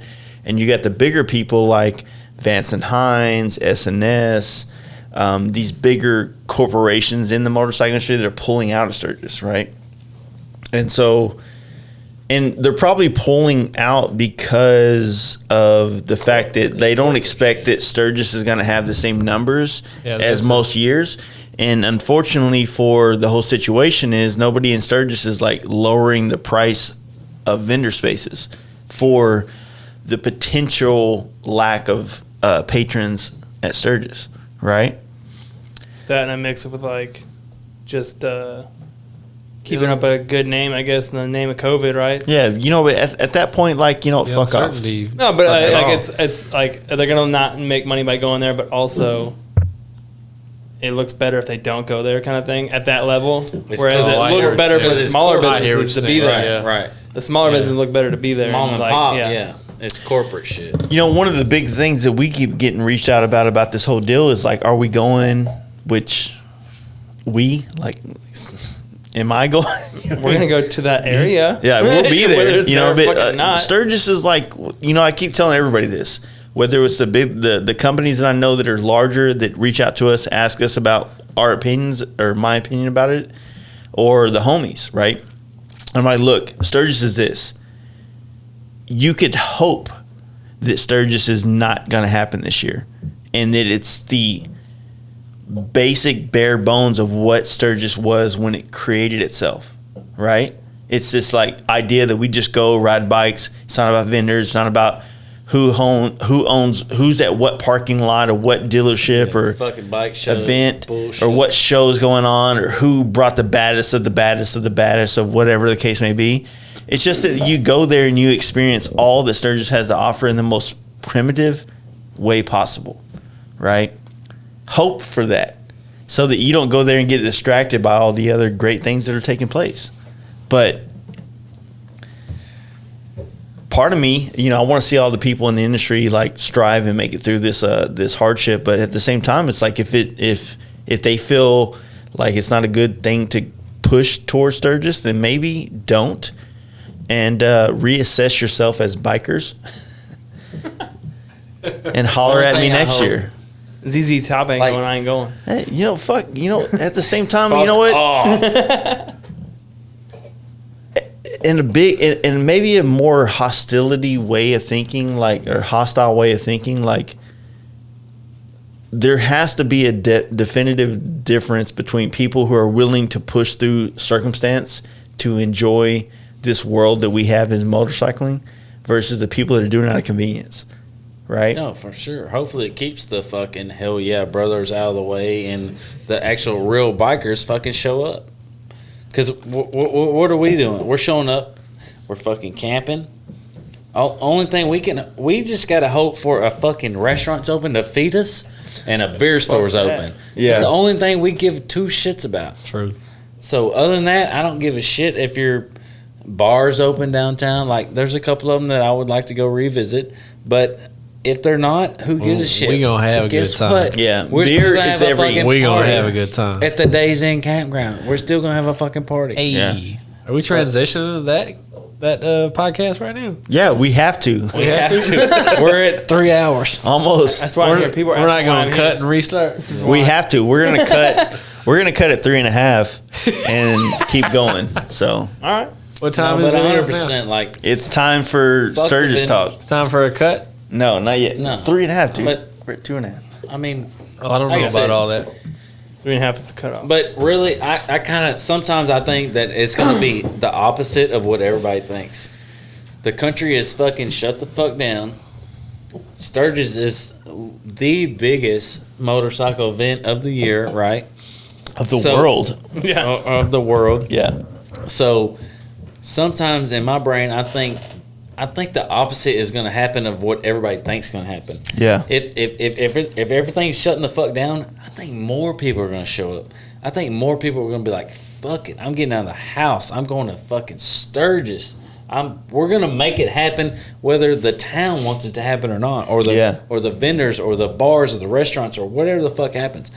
All I know, I did see one post the other day on the Full Throttle's website, the Full Throttle Saloon. I did see they're like adding on some shit or something, whatever, and they said, you motherfuckers better show up. So that kind of gave me a little incentive, like, fuck, Yeah. at least some people there are still they got a good vibe about it. Like, y'all fucking show up. We're still going to party. We're still going to do it. I just don't know how, like, the downtown, because Full Throttle's out. Yeah. But I just don't know how the downtown area is going to be. If it's going to be, like, people fucking being weird and all that bullshit. If we have to wear a mask, I'm just going to, like... I wear a mask on my cock, and y'all can fuck off. Yeah. Come out with a condom on all day long. What do you think, like, Kyle, you haven't been to Sturgis yet. What's your whole, like fucking vibe here? Like, are you... Your first time seeing all this shit is going to be like in the fucking ball sack of fucking COVID. Yeah, but at that point, you just gotta you just go to hang with the homies. That's it. That's like, you don't set any expectations whatsoever. You just go and going in, it's not like the past 80 years, right? It's not gonna be that. It's gonna be whatever the fuck it is. Yeah, it's gonna be whatever the fuck it's gonna be. Whatever you make of it. Yeah. Yeah. That's the weird thing about it. It's like we all have this incentive, or we all have this idea that you're going to Sturgis to experience this trip, this whole shit, and you get there and like, I think this is going to be the best Sturgis ever. That's what I'm saying. Like, it's like the first Sturgis is going to be like the first Sturgis, really. I mean, it's gonna be like it's gonna be. What I'm not looking forward to is all the random conversations with people that don't know, in lack of a better term, they don't know me. They don't know what I do, and I'm like at some biker event. I'm like, yeah, Sturgis 2020 sucks, right? I'm like, no, faggot, this is the best. You suck. Yeah, who are you hanging out with? What'd you do? Make it what you want. Yeah, make it. This is the best opportunity to go out to Sturgis and experience real biker culture. What does it mean to be a biker? Let's boil that fucking pot down right now. What does it mean? Which Cody gonna say outlaw. Outlaws. But no shit. I mean, real fucking bikers are fucking outlaws. They're different. Not outlaw as disrespecting the law. Yeah. They're different people. They're looking for different things. The bad thing, they're against I've only been to Sturgis against once. the minority. I went to Sturgis in 18. It's the only time I've been. I can't speak for everybody the fuck else. Whatever. There's probably 80% hell yeah brothers that fucking fly in and rent a fucking Harley and fucking do their shit. I mean, if that's what they like to do, there wouldn't be a Sturgis if there weren't them. So fucking be it. Yeah, there wouldn't be so many people there. So fucking be it. Well, the Plains Indians didn't know what life was like without the buffaloes. So damn. Maybe what would it be like without Sturgis with the Hell Yeah Brothers, because they were all worried about COVID. You've been watching too many. I hope that fucking happens though, because the real fucking bikers, the real people that like to ride, not just to show up and say, "Oh, I've been to fucking Sturgis." The real people that like to ride are gonna fucking show up, and I think there will still be several 100,000 people there. There will, for sure. I think so too. I think you're just like all the trips that we've spoken about, right? Sturgis is gonna be great, and we're gonna have a good time having the ladies coming, all that type. It's gonna be like an extended greatness. Let's be clear. It's gonna be a great time because we can party with the homies and fuck our old ladies at the all of that. All of that. We can. I'm excited for her to experience it instead of having jerk off stations. But then at the same time, we look at it as a stop on the longer trip. Yeah. Too, you know what I mean? Right. So it's not a blast up, blast back, that type of shit. It's a stop. Yeah. We're putting in another one of those long trips, and we're putting in another 3,000 miles after that. That's the thing. We're gonna really find out. We're gonna spend some time exploring Wyoming, Montana, Yellowstone, Colorado. Colorado's the big one. Colorado, we kind of blasted through last year, right? Pretty much everybody fell in love with Colorado. Yeah, and that's the thing. So this year we are designating essentially 3 good solid days in Colorado, of doing some exploration of Colorado, and I'm looking forward to that big time. So it doesn't leave us longing for more, kind of like it did last year. We spent some time through there. We spent some time getting to destinations, that type of thing. But we didn't we didn't really stop and smell the roses in a lot of sense. I feel like we're we going to spent do the that time this year. comparing the rest of the trip to Colorado. Yes, exactly. Everything was being compared to everything else, but Colorado kept fucking coming up on that list. You're right. Everybody kept talking about the good time we had in Colorado. Right. So as a result, And the scenery. this year on the way back, we're fitting to give Colorado its just due, and we're going to make sure it gets some more attention than we gave it last year, and that'll be fun. That'll be fun. For sure. I'm down for that. I'm a real. I'm a fan of outdoors scenery. I'm a fan of fucking animals, so I'm real stoked on Yellowstone too. Like I mean, I'm just it is what it is. Like I just want to see all like you see fucking that's probably got to be one of the most famous places that pictures get taken in the United States is Yellowstone National Park. Like there's so much cool shit. Like I don't think we're gonna give it justice, but we will be there too. We did give it 2 days, so I think we're gonna do it. We're gonna go all the way from the northeastern portion Grand of Yellowstone. Tetons Park. Well, that'll be the tail end of it. So northeastern portion of Beartooth Pass. Yeah, through Beartooth Pass into into the middle of the park, and then south through the Tetons. I'm excited about that, man. Yeah. I think that's gonna be. The scenery is just gonna be stupid. Like, we're gonna be camping, and we might have a bear come up and sniff your butthole. Dude, I was gonna bring that shit up, dude. Like, you gonna see another black bear? Guess what? So I'm worried though. There's gonna be 3 or 4 of us packing heat about the bear game right now, right? So like, I'm like legitimately worried that like the lack of people out on the road doing things in the campsites and the things makes them feel free. It ain't black bears in Yellowstone. Brother. It's fucking grizzlies. Motherfucker. Like. Rip you up. Not as many grizzlies as black bears, but for sure, there are grizzlies out there. So should we bring our Texas pistols? Oh, we're pretty sure it's gonna happen. Me and Jacob gonna be strapped for sure. Pretty sure it's gonna happen. I haven't shot my FNH 9mm since I bought it. It's been since 2016, but. It'd be so nice to fucking pop a bear in his fucking head. Close your eyes. Oh well, I don't know if a 9mm is gonna kill a bear on first shot, but like, why are you tickling me, dog? Dude, if I shoot anything, it's getting a clip. You know, it's getting all of it. It's getting all of it. I ain't been playing too much Call of Duty. Yeah. No, that shit's out Sir, there. did you have a tag for this bear? No, I fucking had a clip. y'all seen the fucking video Jaden sent the other day about the woman that got fucking what do they call it, gored by a fucking bison because she got too close fucking with it. Don't get close. Yeah, don't fuck. Instagram wild animals. Don't Instagram in the wild. Did you see that Instagrammers in the wild where they had like this chick got up by a black bear and she was like getting closer and closer and the black bear's like, "Hey, bitch." Yes. And she's like, "Oh, okay." I'll fuck you up, brother. Dude. Anybody out there, you gotta watch Instagrammers in the wild. That will change your cultural idea of what the world's going through. I don't know about all that. I just know some extra motherfuckers on this planet trying to do everything for the gram. They are, but it's the same thing. It puts perspective into everything we're doing. Like, don't get me wrong, hypocrite as fuck, right? We're doing the same thing. We all are. We're not. No, I mean, we're all doing things, and we're like, here's the deal. Like, we haven't staged a motherfucking thing in our life. Kinda. Like, you guys did go around a curve, and I was trying to take pictures of you as you.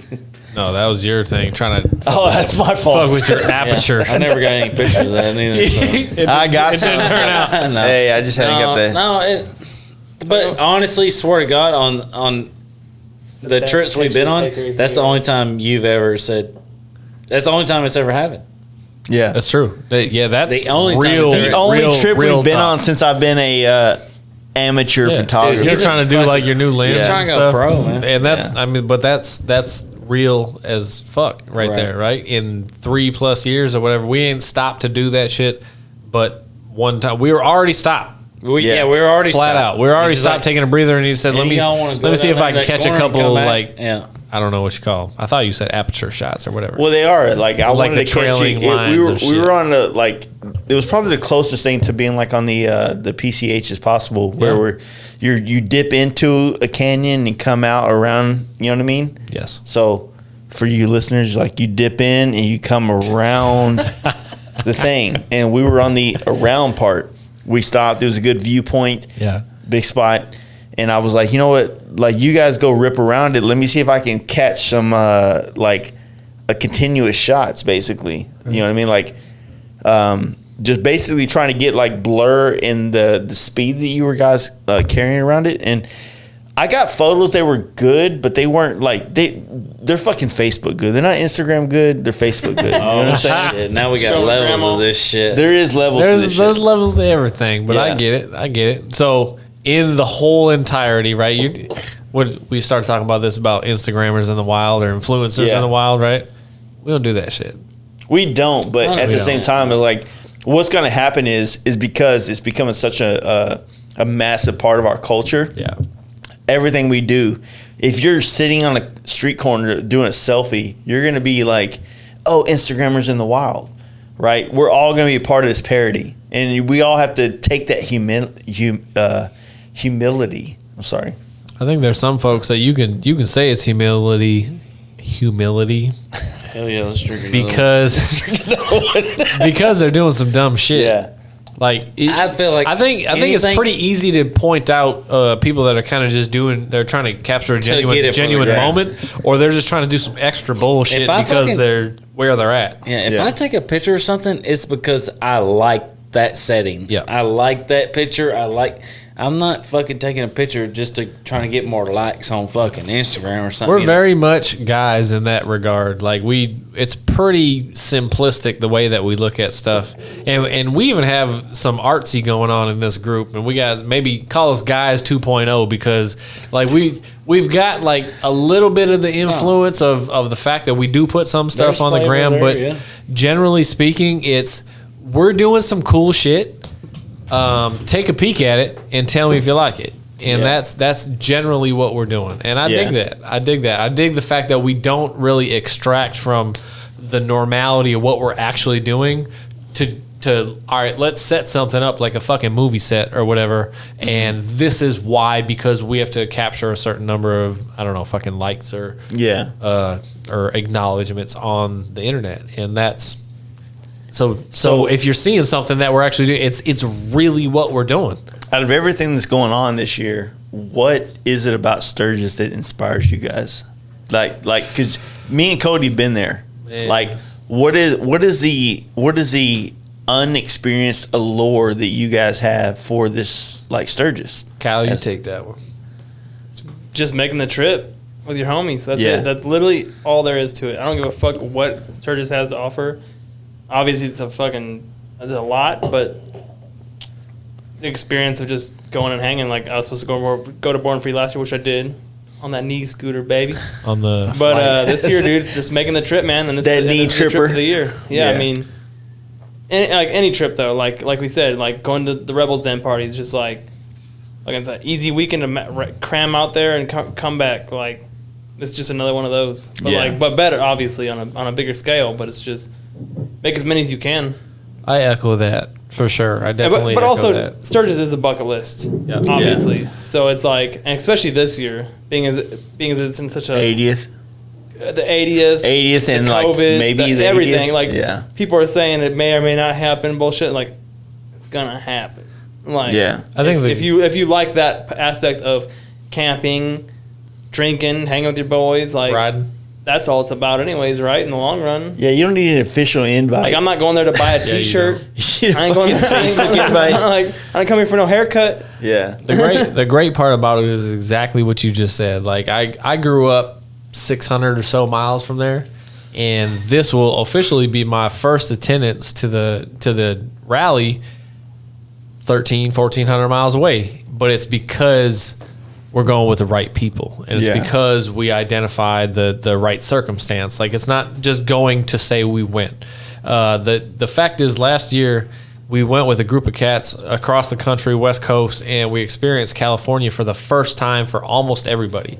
And there were so many firsts in that trip that it fueled and fucking pushed all of us. Yeah. And it was really exciting because as grown men, like you don't have as many experiences that are firsts for people, right? Like these motherfuckers aren't losing their virginity. They're not hitting college for the first day. They're not doing it's firsts are gone in a lot of regards, right? So very rarely are you able to experience that. Yeah. And also are you rarely able to experience that with the people that are closest to you. So the fact that we're doing this with a group of people, it's a first for me, but it's also not only is it a first for me to go to the rally, but it's a first for a handful of guys that are going with us to just simply put down those kind of miles, to do that kind of trip, to actually get on the road like we're doing. So we've had the fortune to be able to actually experience all the different time zones together. We're very blessed to have done that.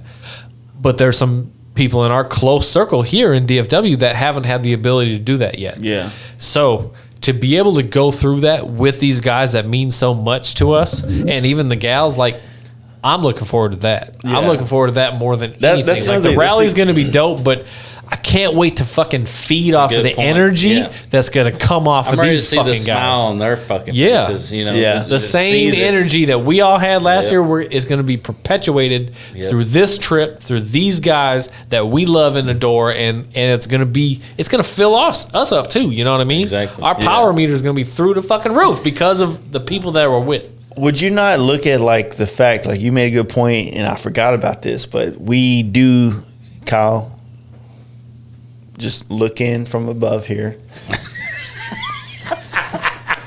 Us three have experienced all time zones in the United States together.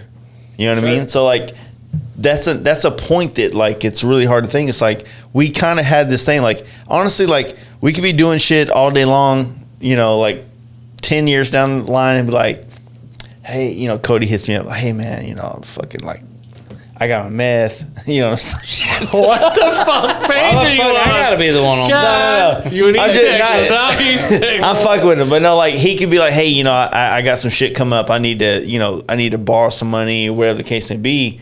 Not that I would have it, but I'm just saying. I would totally give it to you. But like, what I'm trying to get at is at that point. Yeah, where we going? What I'm getting at is like this point, like, you know, like you had this shared experience with somebody that like is another level over somebody else or another person in your life. Like, you know, like we talked about a lot about this. Me and James were talking about before you showed up, before, you know, Cody showed up because he's late as fuck. But we were hanging out. We were talking just about the experience of like growing up. You know, we were, you know, me and James are in our, for lack of a better term, late 30s. Sorry. So you build these relationships growing up over time, and you have to you want to find out who the people that you can like trust, who you can, if they needed help, who do you help? Because growing up, everybody cries wolf. Everybody does. You got to figure out the people that are like literally going to be there to take care of the obligations that you know, or they need help. You're going to help them. Yeah, when you need them. So, you know, you start to divide people and the experiences you had with them. You know what I mean? I got homies that I did pre-high school, high school, after high school with, and then we lost track. 10 years go by. I start riding bikes. You know, I've been riding bikes for a lot more time than that, but like you start to grab these new people in life. And like, I don't have the same enthusiasm to help somebody out I knew 12, 15, 20 years ago now. That's really what it is, 20 years ago. Dude, it is 20 years ago. Is coming up. Sorry. So like I don't have the same desire to help them as if anybody in my circle now needed help, I would be like, hey dude, I might not have $4,000 what you need, but dude, I got 2 and I got a homie. I'll vouch for you because you're my friend. Right. You know what I mean? Kind of thing. What's that friendships work though? I mean, you lose touch with people that you may have been real close with in high school, but you kind of fell apart and you do all that shit. But I think one of the biggest things about that is that when you find friends that you truly enjoy something with, like that, the friendship with that and your close friends, that will go on forever. Yeah. You experienced high school with somebody and you were friends because you went to the same high school together. Out of convenience. It was convenience. Yeah. How often do you go out of your way to see your friend? Because it's not convenient no more. Hell no. None of us are convenient. You know what I'm saying? Like, I do know what you're saying. Stop raising your hand, fool. Pick me whenever y'all get done. Fuck off. I got so much to say Cody's about gonna this. make his point. Make your point. I'm just saying, like, you're gonna need to chew on that. Your true friends come from when it's in fucking convenient. Yeah. Very inconvenient. It's very true. It's not easy to come see you on a fucking Saturday. Just shit like that. Or if you get in a bind and need something, it's very inconvenient. Do you show up or do you don't? That's right. And when things are convenient, it's not that you can't form bonds with people, because you absolutely can, right? Yeah. I still got some homies out of high school that they'll be close forever, but it's because of those shared bonds and those shared years that we had, right? Unfortunately, they're not in the same path of life that I am at this point in time, but to me, that's growth. We have grown to the point where we are today. And if you are not growing, you're dying in a lot of senses. And people change so much from. That's right. If it was convenient in high school and you were best friends, people change. They go on a different path. You go on a different path. You find other friends that are more related to what the fuck you're into. They might stay in their little hometown and not do shit. Exactly. Nothing against them, right? No, if they're doing what they're doing, that's cool. Yeah. But the reality is, like, that's not what I'm doing, and that's all right. Right. You know what I'm saying? But the reality is also that if I'm growing and I've gotten to the point in life where I am today, if I'm still considering those my only friends, right? Then I'm hindering myself. I'm hindering my own growth. I'm not actually developing into the man I want to be today. Yeah. And that doesn't allow me to explore the world like we're doing with each other. And that's because we have found at this stage in our lives, like we were talking about earlier, the window is fucking small. Finite, dude. Yeah, the window is what it is. Right. And we don't know where the close of that window is. Hopefully it's never, right? The way that we're living this life, we love it. But fuck, I thought that same thing about the motherfuckers that I was hanging out with when I was 16 to 20 years 28. Yeah, you know what I mean? exactly. Like, those are my forever dudes. Yeah. And they were at that fucking time until that window closed. Yep. And I'm sorry, but that's just the reality of what it is. And I hope this window is open forever. Right. But if it's not, the memories that we're making, the shit that we're doing will live on forever. And that's why we're doing what we can. Inspire you to keep doing it forever. Dude, I tell you what, if this isn't inspirational to you, I don't know what is, because like you got to be able to get up for this shit. You got to be able to rise up for the people that are around you. You got to be able to understand the shit that motivates one another. And the things that motivate one another, if it's the same stuff that pushes you in your heart, man, being on the same wavelength as somebody, as the guy that's sitting across from you, the guy that's riding next to you, the guy that's doing the same shit that you can't pass that up, right? You can't pass that up. Yeah. Because that's the stuff that really changes your life. What I would say is, like, about that, it's like, it's not that I agree 100%. So what I would say is that, like, for me and my unique perspective in this situation is that, like, I get so many people that want to experience what we talk about, but they want to fucking put the foot in. They want to put their toe in the fucking pool to see what it feels like.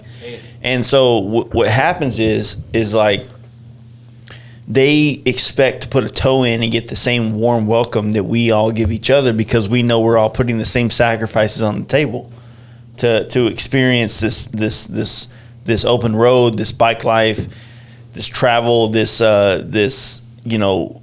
putting our whole world on hold for 2 weeks or 3 weeks, whatever it takes for us to do these trips to experience this. Because everybody we know, they like bikes, especially me. I have customers, through and through that are, into this shit. They always tell me, I rode my bike 300 miles last year. I'm like, oh, whew. Yeah, dude, bro. You're fucking doing it. You know what I mean? Like, you know how hard that is as a guy that loves motorcycles, to tell some dude that has thousands and thousands of dollars to pay me to do something, how hard of a biker he is. And I'm like, you're a bitch. I'm like, you're a bit, like, not you're a bit. You're not a bitch. you're misinformed of what you could be doing on this motorcycle. Of what bike life is about. Yeah, you're not getting the perspective of what this could be. And I don't want to say I misspoke. You're not a bitch, kind of, but you're not. It's difference in prerogative, man. Yeah, Yeah. different Everybody mindsets, views it differently. You have all the money in the world, and you live more of a bitchy ass life than dudes that are struggling to enjoy this world. That's their only trips all year is to do a bike trip. Because that's all they can afford, and that's all they can get the time off to do. And they do. That's okay though. Trips. If that's all that they can afford, right? Then that's all they can afford. Period. Right? You have to be a financially responsible individual. Period. No, for sure. 100%. But if they don't push themselves to a sense of uncomfortability, that's where I think we kind of lose them a little bit, and that's where I think we kind of struggle to connect, is because there's the way that we travel is so hard and not convenient to anyone, that when people live a life of convenience exclusively, it's a tough thing to connect to, because it isn't until we feel fully uncomfortable that we feel like fully connected or engaged. You know what I mean? Like, that's when I don't know what's what and which direction is what's going on, I'm kind of like, this is like the real free right here. Yeah. Like, this is like the real. If you want to talk about biker life, like, I've gotten lost on the road with this motorcycle and my homies, and you can't touch that shit sitting in your neighborhood. Yeah. You can't touch that sitting in your same hometown. Like, you can't touch that shit going to your local bar or bike night. It is something that we have graduated to and built upon, and it is something that I will continue to perpetuate as long as I can. Think about it like this: like, we all both know a lot of people in the struggle to be adults, right? In our same age group, like bikes, into what we do, but in the struggle to compartmentalize the bikes, the money we put into making our bikes, nice as we all have, and the trips we do. I feel like a lot of people don't value it at the same level that we do. Like, they also have a boat.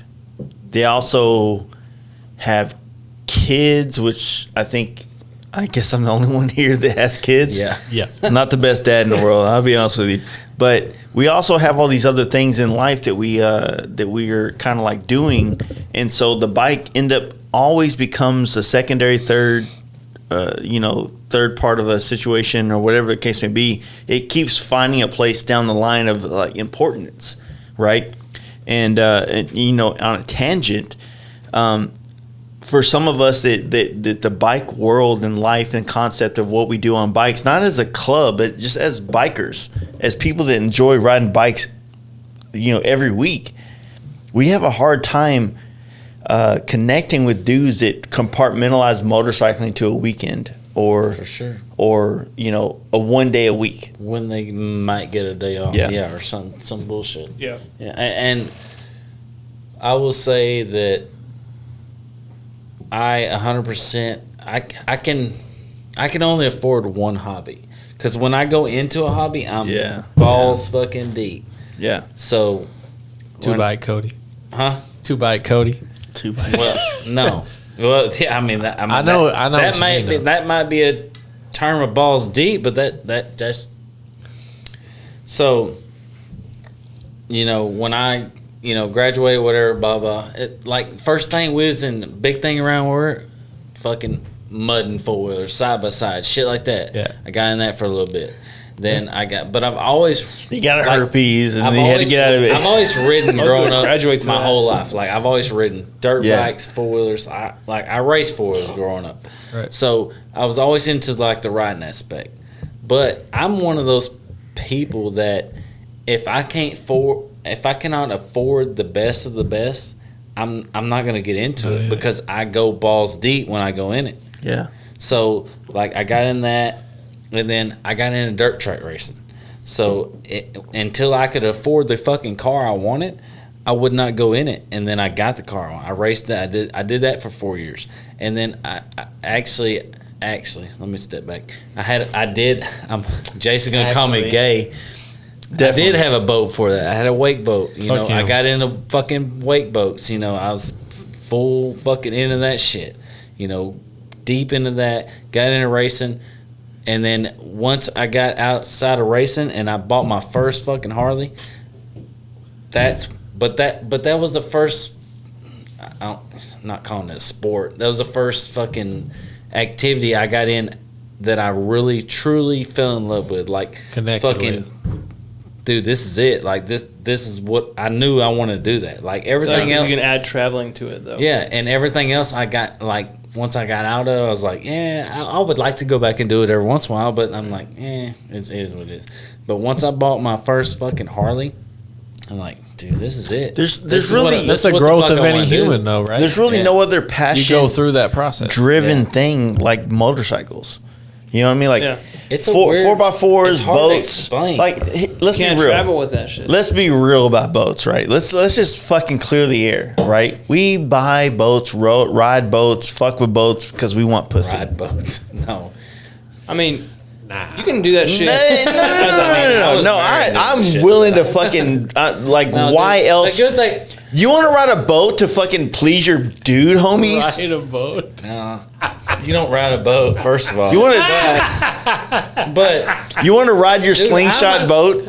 Okay, let's just take it this way. I'm an outdoors type of person. For sure. I want to be fucking outdoors doing shit. I get it. In the fucking dead of summer in Texas, I want to be around water because it's hot as fuck. I don't disagree, but I'm ready as a boat and enthusiast. What cooler way to be around water with a fucking badass boat? I get it. Like, here's the deal. Like, what I'm saying is, and not to sound gay, but as a boat,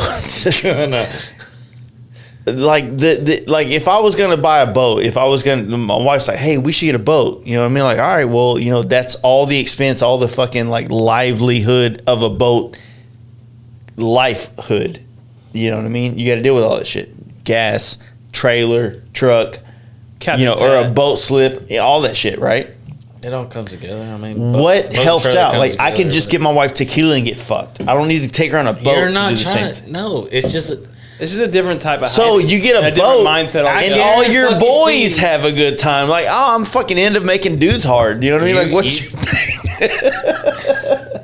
He's never been there, obviously. I understand. I've been to Party Cove. I've done the boat thing. I just don't. I don't. I grew up with boat racing, ironically, but ironically, yeah, no, it's like dirt. Like my dad was an part of your mechanic. haircut. Right. No. Yeah, he did boat racing, like it's literally like the dirt track racing of the water.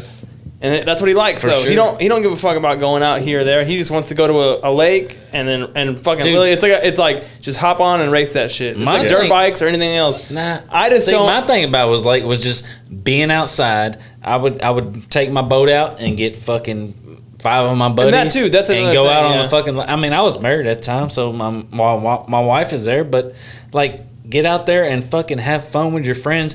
Park that bitch in the middle of the lake. You jump off, you swim, you fucking drink, you have a good time. Same thing we're doing on bikes, but you're on water. You don't. Here's the thing. I dig that. That's why I bring in the traveling aspect. If you like camping, you like hiking, all that stuff, you can do that so much more freely on a bike than you can anything else. You can drive your car wherever you want, but it's just gay. Hauling a fucking boat across. You can drive with your other buddies that have Chargers and Challengers and go to Tail of Dragon. Yeah. But you ain't gonna have as much fun as you are on a bike. You ain't gonna have the struggle. Yeah. You're just gonna go there in your AC, listen to fucking. But I think that the journey that you're talking about, the way that you went through those different hobbies and kind of sampled them and that type of thing, it led you to where you are, right? And in our own ways, we all had that same experience, right? Mm-hmm. Bikes have been a part of life for all of us, really, for an extended period of time, but in what degree? And if it wasn't for sampling the things that you don't care for, you don't necessarily identify the things that mean the most to you. And I mean, we're all at a point in our life where I think we've come to a pretty good conclusion of this particular job means what to me. This hobby means what to me. This lifestyle means what to me. This relationship means what to me. You're putting shit in perspective. But we only have that perspective based on our past experiences. Right. And that's where we truly get the clarity that we have today. Yeah. Because the clarity that I have today at 38 years old the other day to the clarity I had 10 years ago. Fucking old. You're right around the corner, motherfucker. So, but the clarity that I had, say, 10 years ago, it's a different kind of fucking clarity. Yeah. You know what I mean? Like, you don't see the shit the same way that you do through different goggles. It's different. Are you doing the same shit right now Not at that you all. was wanting to do at 21? Not at all. Fuck, No. nobody And was. if you are, Nobody that's where was. you're struggling. That's where I say, like, if you ain't growing, you're dying. Because Yep. if you're still doing that same stuff, you're either no. bored as fuck or You hang around a bunch of man, uninspiring yeah, people. yeah. There's just no inspiration in your life, Yeah, and exactly. I'm sorry, but I need to have that inspiration because if I'm not inspired, I'm not feeling fulfilled. I'm not feeling like there's any Not feeling like you're doing anything with your life. But like I you're said just- earlier, there's not a lot of new when you get to be grown, right? Right. It's very rare that you get to experience that Christmas morning. You know, you don't get to experience that excitement that you did in your youth. Yeah. So any fucking time you're able to touch that shit, you got to grab it, man, because few and far That's a good between. point. That's a good point. You got to take that What stuff. excites you at It's tough, 35, right? 40 years old? And that's why You people gotta become find that old, shit. ornery, stank ass motherfuckers because if they don't get that joy, then they become nasty. Well, the weird thing is like people they're looking for that same kind of like that new at 35 or 40 years old are also happen to be hanging out with people that are 25 doing the new. Yeah. You know Or what I trying mean? to be Because the cool new or for the trying to- 35 or 40 year olds is also the fucking day to day for the 25 year old. So it's a weird perspective to be where you have to be both palatable for the youth, but also like inspirational for your current demographic. But basically, I mean, 32. At 32, I wouldn't want to hang out with a 21-year-old me.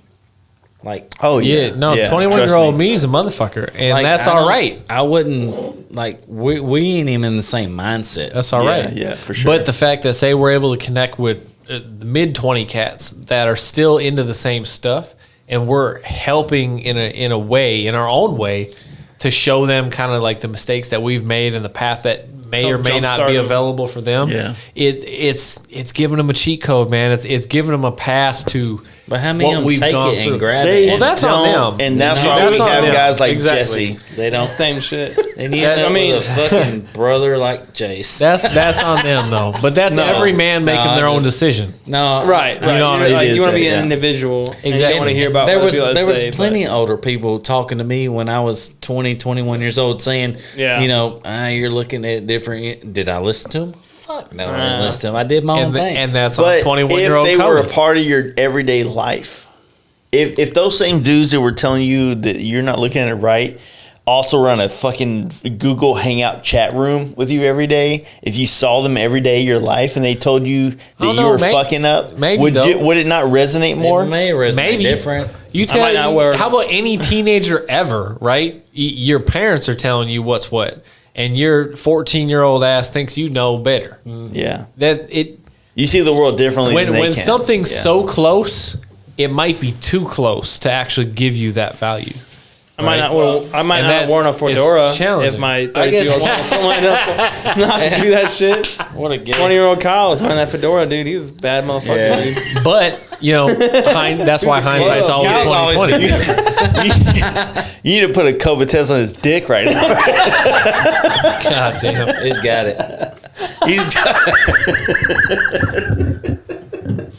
I'll be honest with you. That's We'll one of check it those later. reasons why I actually more than maybe I thought I ever would. I value the process of aging and I value the process of experience. Yeah. Not because physically my body's not the same, right? I would love to be 21-year-old body, of course, sure. Yeah. But I'm my gonna state of Come on, mind. myself is so hot. You're so fucking ridiculous. My state of mind though is it's so far accelerated from what Yeah. it once was, and that to me is if that's what aging is, if that's what gaining knowledge and growing older is, I'll take that shit all day, dude. You know what I mean? I really will, because the person that I was at 20 or 25 or whatever is, God, it's just a minor adolescent version of who I am as a grown man. Unexperienced. You go from trying to impress people to trying to impress yourself. Yeah. Like you go from, you just want to make everybody else happy until you're like, fuck this. What makes me happy? How often do you get to impress yourself? Yeah, Pretty fucking tough. Yeah, you're hardest. You're your toughest critic. You start to you know, like different age groups will find this in a different way, but you start to find people that you actually enjoy, respect, 100%. And I wouldn't say that you're trying to impress them, but you're trying to appease that situation, right? Like I don't think that anything any of us have ever done is tried to be like please each other. We found each other because we have a like-minded in what we're doing. Maybe you like apes. You're gay as fuck, but we'll fuck with you still because you're riding bikes and doing what we like, right? Yeah. It's all about like this like progressive of like we have an idea that we all like where we're going with this and we'll fuck with each other on this path. And it's cool that we all have diversity in what we like with our bikes or our lifestyles. But that's the biker culture, is that we have lifestyles that are so much different. Like you look at this table right now, it's very different. East Texas, Northwest or Northeast. Is it Northeast? Midwest? Just yeah. Directly in the middle of the country. Straight north from damn near Canada. I'm directly in the middle. Yeah. Down near Canada. So we're very different. In different areas we grew up, or in different jobs we grew up doing. Yeah. I mean, very different. And so when you come down to the table and you see the fucking crock pot of who we are as friends, and you like fuck, man, like, you know, if this was a dating app or like those things where they go in and they like go to table to table to table with different people and like, I would never pick you fucking nerds. This would never work. Dude. Yeah, I'd be over there in the fucking corner waiting on the next table like, you see that dude fucking... He's got a mullet. Like, what the fuck's wrong with him? Vagina's kind of hot. He's waiting on that Fred Durst to pass by. Yeah. Like, I'm trying to get the hottest dudes. I think they're going to be laid. You know what I mean? But the bottom line is like, when you grow up, man, like when you grow up. The bikes bring it together. I mean, 100%. They do. Yeah. That's what's amazing about motorcycles. Yeah. That's what's amazing. And you know, there's always going to be the defining lines between like, you got your bars, your style, your vibe, and that's always going to separate you between a lot of people. But if you're willing to fucking deal with the fucking jokes, you can have some fucking tall ass apes and come hang out with us and hang out with another Donna group, and they'll end up respecting you out of the fact that you're there and you're doing this and you're a rad dude. But you know, like this bike culture is all about like fitting in with the crowd that you figure out you want to be in. I pretty much showed up the biggest outcast there ever was. Fuck it. If you're confident in your own voice, your own being, and that allows you to genuinely connect with other people that have similar interests. You know, the thing is, I think like the older we get, like the easier it is to filter out bullshit. Yeah, I can smell bullshit a fucking mile away. Yeah, exactly. I can. Fuck a bullshit, right? Yeah. But it makes it that much more intimate when you connect with someone that is really on your same wavelength. Yeah, the way that you actually have a genuine connection with somebody. I've said this before, but we have a significantly diverse group, just like you said. But the fact is, we have something that connects us, as in motorcycles, and then we also have common interests and just common, I don't know, mentality or perspective on life that really allows us to kind of form a deeper bond and grow together. Yeah. And that's the dopest part about all this that we particularly have in DFW, is that we're 3+ years into everybody knowing each other, and I don't see any end in sight. And honestly, I just see us getting bigger and better and growing past the infancy of what was a bunch of individuals trying to just, find their belonging. And now we have a sense of belonging. And now we're looking to push ourselves to the furthest lengths that we can. Right. And God, it's fucking beautiful when you look at it. You know what I mean? Like it's sure. fucking fun. It's beautiful. It's challenging. It's, I don't know. Pick a fucking adjective, right, or a noun, because that's the way I feel about it. It's something that at my stage in life, like I feel ultimately passionate about, and I wouldn't change it for nothing. For nothing. No, I'm having these early 30s has been good to me. Hell yeah. I'm having a good time. This fucking dude's like, hey, give me a call when you get a chance. And he gives me his number. I'm like, for what? Fucking nerd? Like, it's good podcast material. You're fucking, anyway, you're making so much business right now. It's fucking Saturday. People text a live chat. I don't know. Sturgis.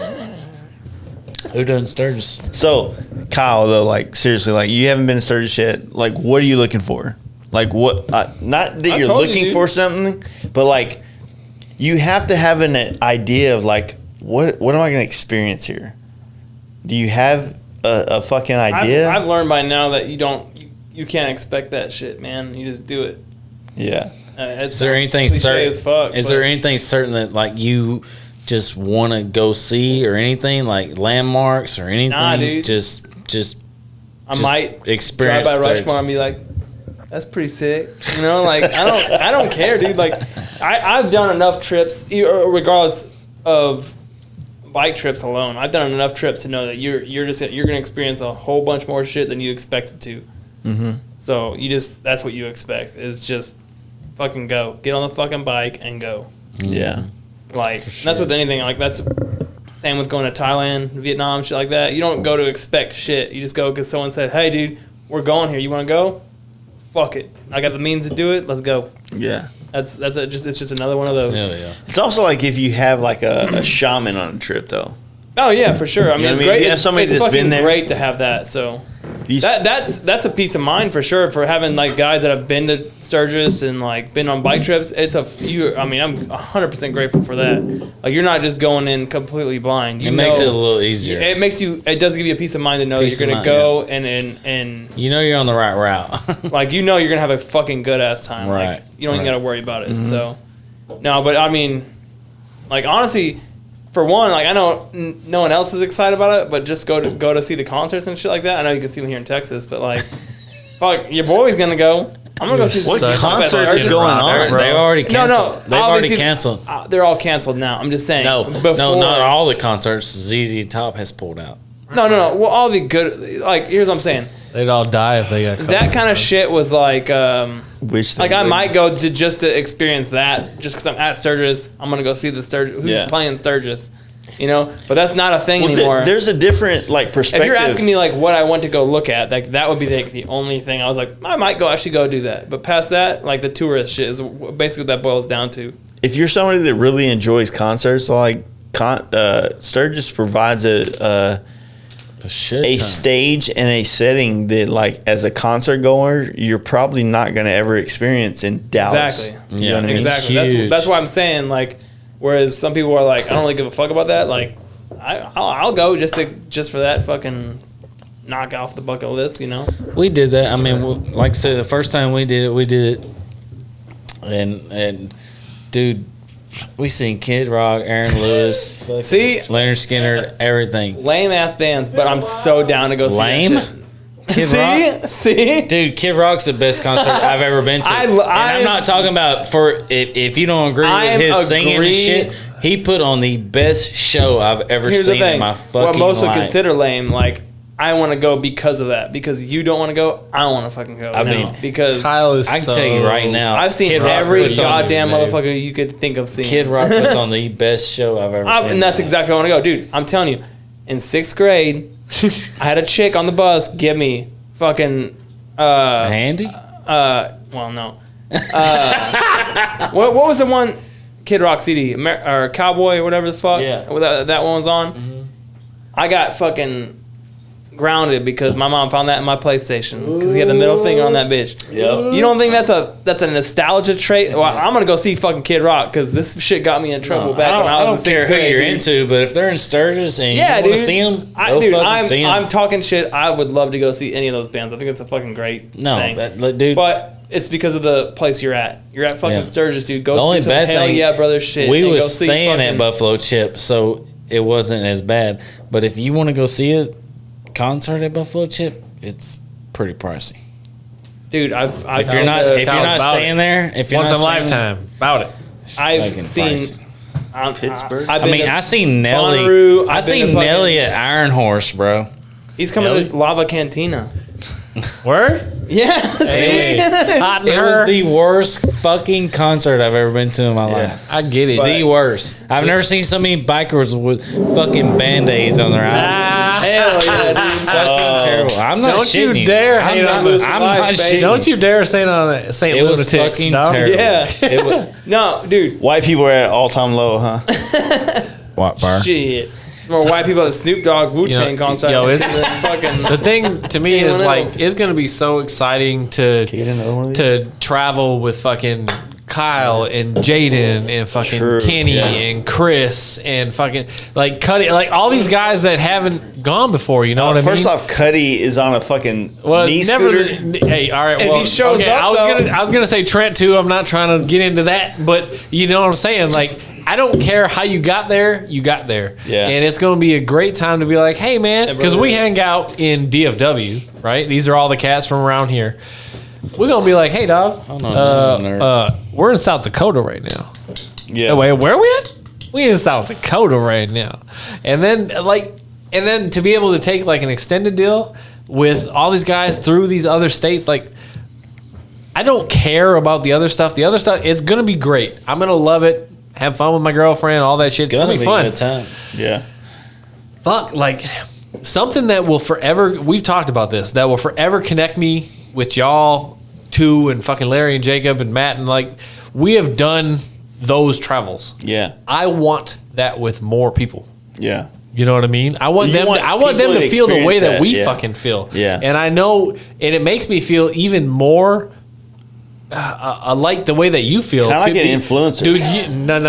Not, don't you dare put me in that. But like, this is the thing about Jace that I don't know if anybody really understands, but somebody who really knows him understands the fact that this guy might be a motherfucker, but he loves sucking dick. No, he is a guy that is forever selfless in the fact that he might not be able to necessarily explain or tell somebody what's cool or all that. But when he says he'll show you something, it's because he's gone through it and he's lived through the experience that he's attempting to show you. And he just simply wants you to feel the feelings that he felt inside his fucking being for yourself. Yeah, yeah. And it's an impossible thing to express. I cannot express it even in my own words. He's very passionate. He's very passionate. He's extremely passionate. Yeah. So now that like we've done some of that and we've felt some of that as well, the people that we love and we care about, absolutely, I want to fucking give that to them. Yeah. I want to help them feel the shit that just like ripples through my soul. Because if I don't do that, then I fucked up. Yeah. In a way, you know what I mean? It's like I can't take this knowledge to my grave. I have to pass this shit along to the people I care about. The hardest thing about everybody, it puts so much stuff in perspective in your life when you're trying to carry on a lineage.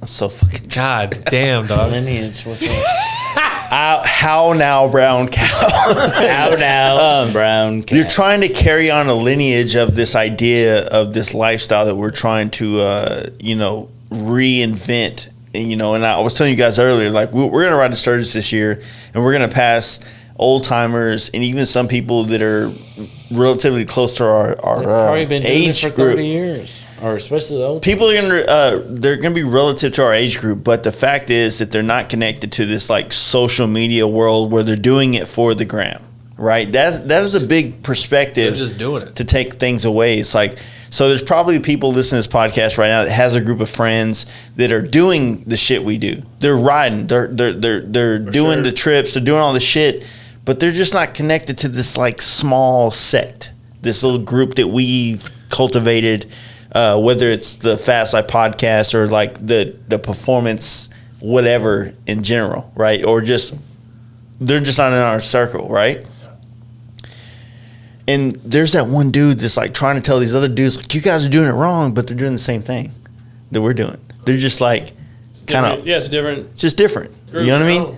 And so we're all like looking at, I don't know what I was trying to get at with this, but what I was trying to say is I was trying to like familiarize the fact that like a lot of people do this. It's not just like we're doing something different than everybody else is. For sure. The fact is like, but do a lot of people ride straight to the big events, or do they travel the country and actually enjoy the fucking beauty and the scenery of the fucking country? We don't know. That's they might, thing, really. And they might not. But the problem is, a lot of people just drive straight to the big events to say, "I fucking done it, brother." I know what you're saying, and I know what you're saying. Point is, it's not an exclusive club, right? Yeah. We're not the only 12 fucking dudes on the planet that are doing so this what if like you have a group of 10 dudes that you really like in hindsight really fucking cut for? Like these are your dudes, these are your people, like real fucking brothers. Brothers in this situation. You have to show them that. You have But you're looking at our situation of our friends and you're comparing your own situation to ours. So it's like a grass is greener situation. It's like all of our chicks on fucking Pinterest and Facebook all the time with their fucking girls from high school, right? Oh, they had such great pictures for their fucking spring fucking spread to send to all the family for fucking, whatever, right? People look at other people's lives and they compare their life to that. But what I want to tell everybody is that, like, you're probably doing the same shit we're doing, but your perspective is that we're doing it differently than you are, and we're not.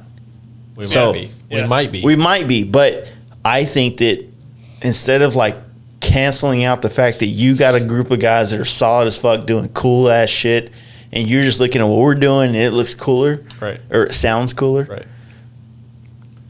Just don't think you can't do it too. Just look at what you have right now and fucking change it. Just like it, and it might not even need changing. It might just need perspective, right? You might already have it. You just need to look at it with the same kind of idea that, like, look, boil it down. We're riding bikes. We're homies. We drink beer.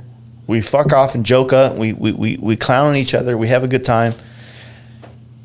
And then that's it. That's the end of the trip. And then we go home to our wives and we fucking try to have sex for 2 weeks and we do it again.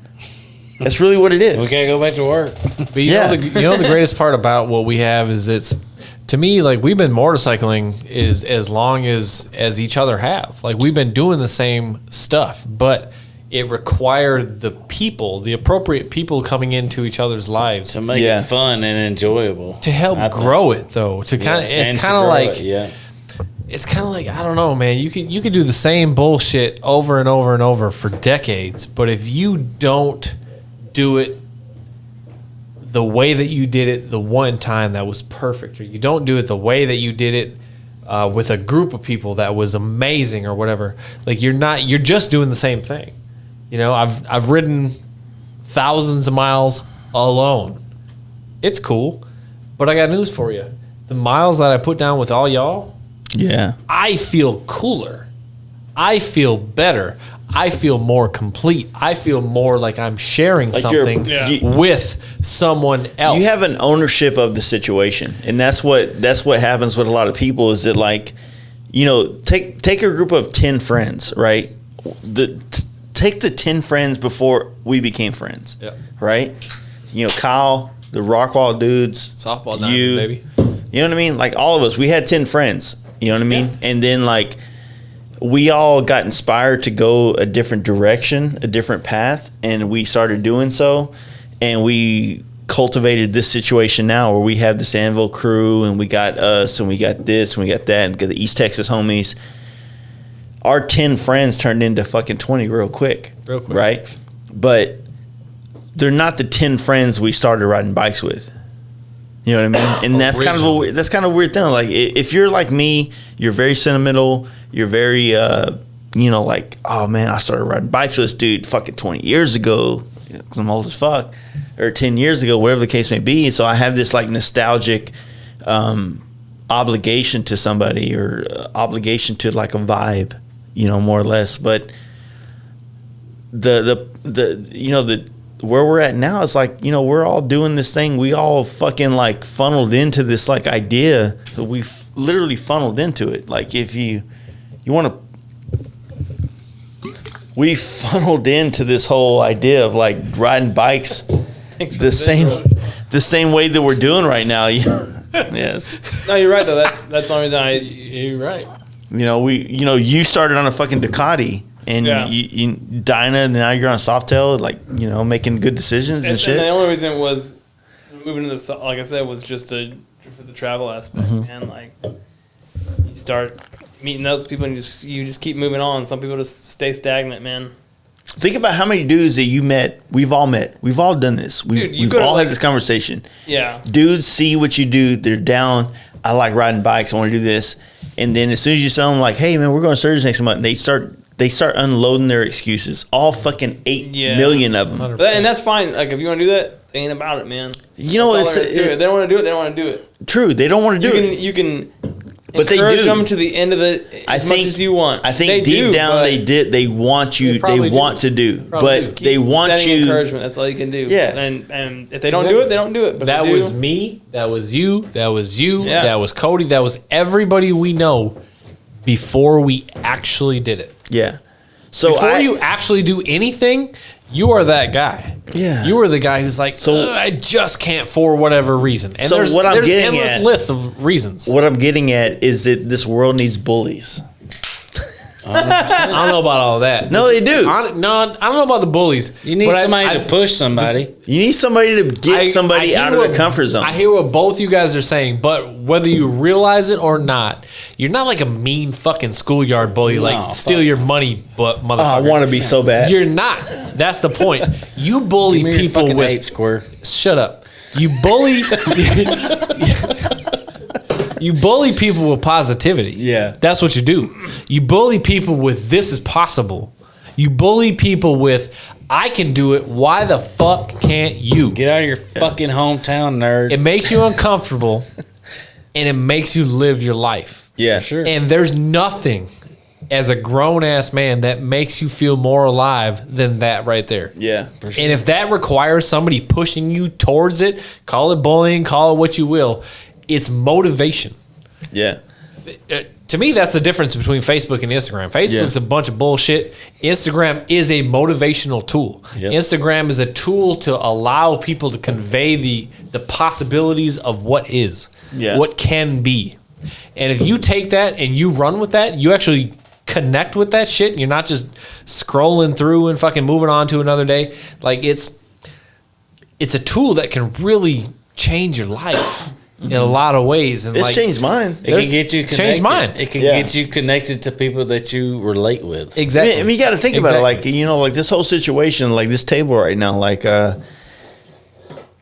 my inspiration to get into performance bikes and go the direction I have and start doing the bike night with you guys, and then the East Texas guys coming aboard, and then like their enthusiasm and our enthusiasm has created its own like fucking baby of enthusiasm. You know what I mean? I mean, it really is like this, like this like domino effect of like opportunity that when you're around the people that push you to do the next thing, like we can easily go to Sturgis or we go to Born Free and then like check that off and cancel out the rest of the bike for the rest of the year. Forever. In the storage, not important anymore. We're, now it's time for fucking wedding planning, or it's time to like, fuck this girl till a baby's in her, or whatever the fuck you got to do for your relationship. And the thing is, like, we all seem to like compound interest with with what we want to do. Like I tell everybody like, hey, I really want to do this. And like, then it goes to Cody's mind. I might say it to him just alone. And like, it's all, I planted a seed in him. And he's like, yeah, that sounds good. Like, I want to do that. And he puts his own twist on the idea. And then it goes to you. And then next thing you know, it's like a virus. Like it's Corona through this motherfucker. It's COVID. It's a good analogy, though. Yeah. I mean, compounding interest is for sure a simple financial strategy, right? But when it comes down, to okay, when nerd. it comes down to it, all right. When it comes down to it, you're reinvesting in each other. You're reinvesting in the scene. You're reinvesting what fills you up. I'm investing in my idea with somebody that I respect their perspective. But that's what I'm saying. It's a reinvestment. Yeah. Like you said, you can do Born Free once. You can do Sturgis once. You can do all this shit one time just to fucking check bucket list, right? What makes you want to go back? It's that reinvestment. Exactly. What is it inside? I thought it was going to be a longer conversation. Okay. But you're right. You're right. It 100%. It changes everything. When you re-up, it's like you're feeding your addiction. Yeah. You're feeding the thing that actually takes you off of your normal sobriety, right? This is your drug. This is your fucking intoxication. Whatever it is, this is that. And when you're re-upping every fucking month with your dealer all the time, you are feeding your addiction. Yeah. And that I don't care. I mean, we are all addicted to what we get out of this life. And I'm totally okay with that. Yeah, I'm totally okay with that. We're going to have to stop this one. Where are we at? We're at 3:45. Oh, shit. Hell yeah, brother. Thank you for sticking along with us through that podcast. It was definitely a drunk one. We had a good time and hope you enjoyed it. Also, if you guys want to support this podcast, you can check it out. Our sponsors, as well as if you want to support the podcast directly, patreon.com/Fast Life Garage. You can go support us there. Also, check out our sponsors, Dream Rides John on Instagram and teamdreamrides.com. Paint Huffer Metal Flake on Instagram and painthuffer.com and FastLife20 for 10% off your entire order. Thundermax EFI on Instagram and shoptmax.com. Offer code FASTLIFE for 10% off.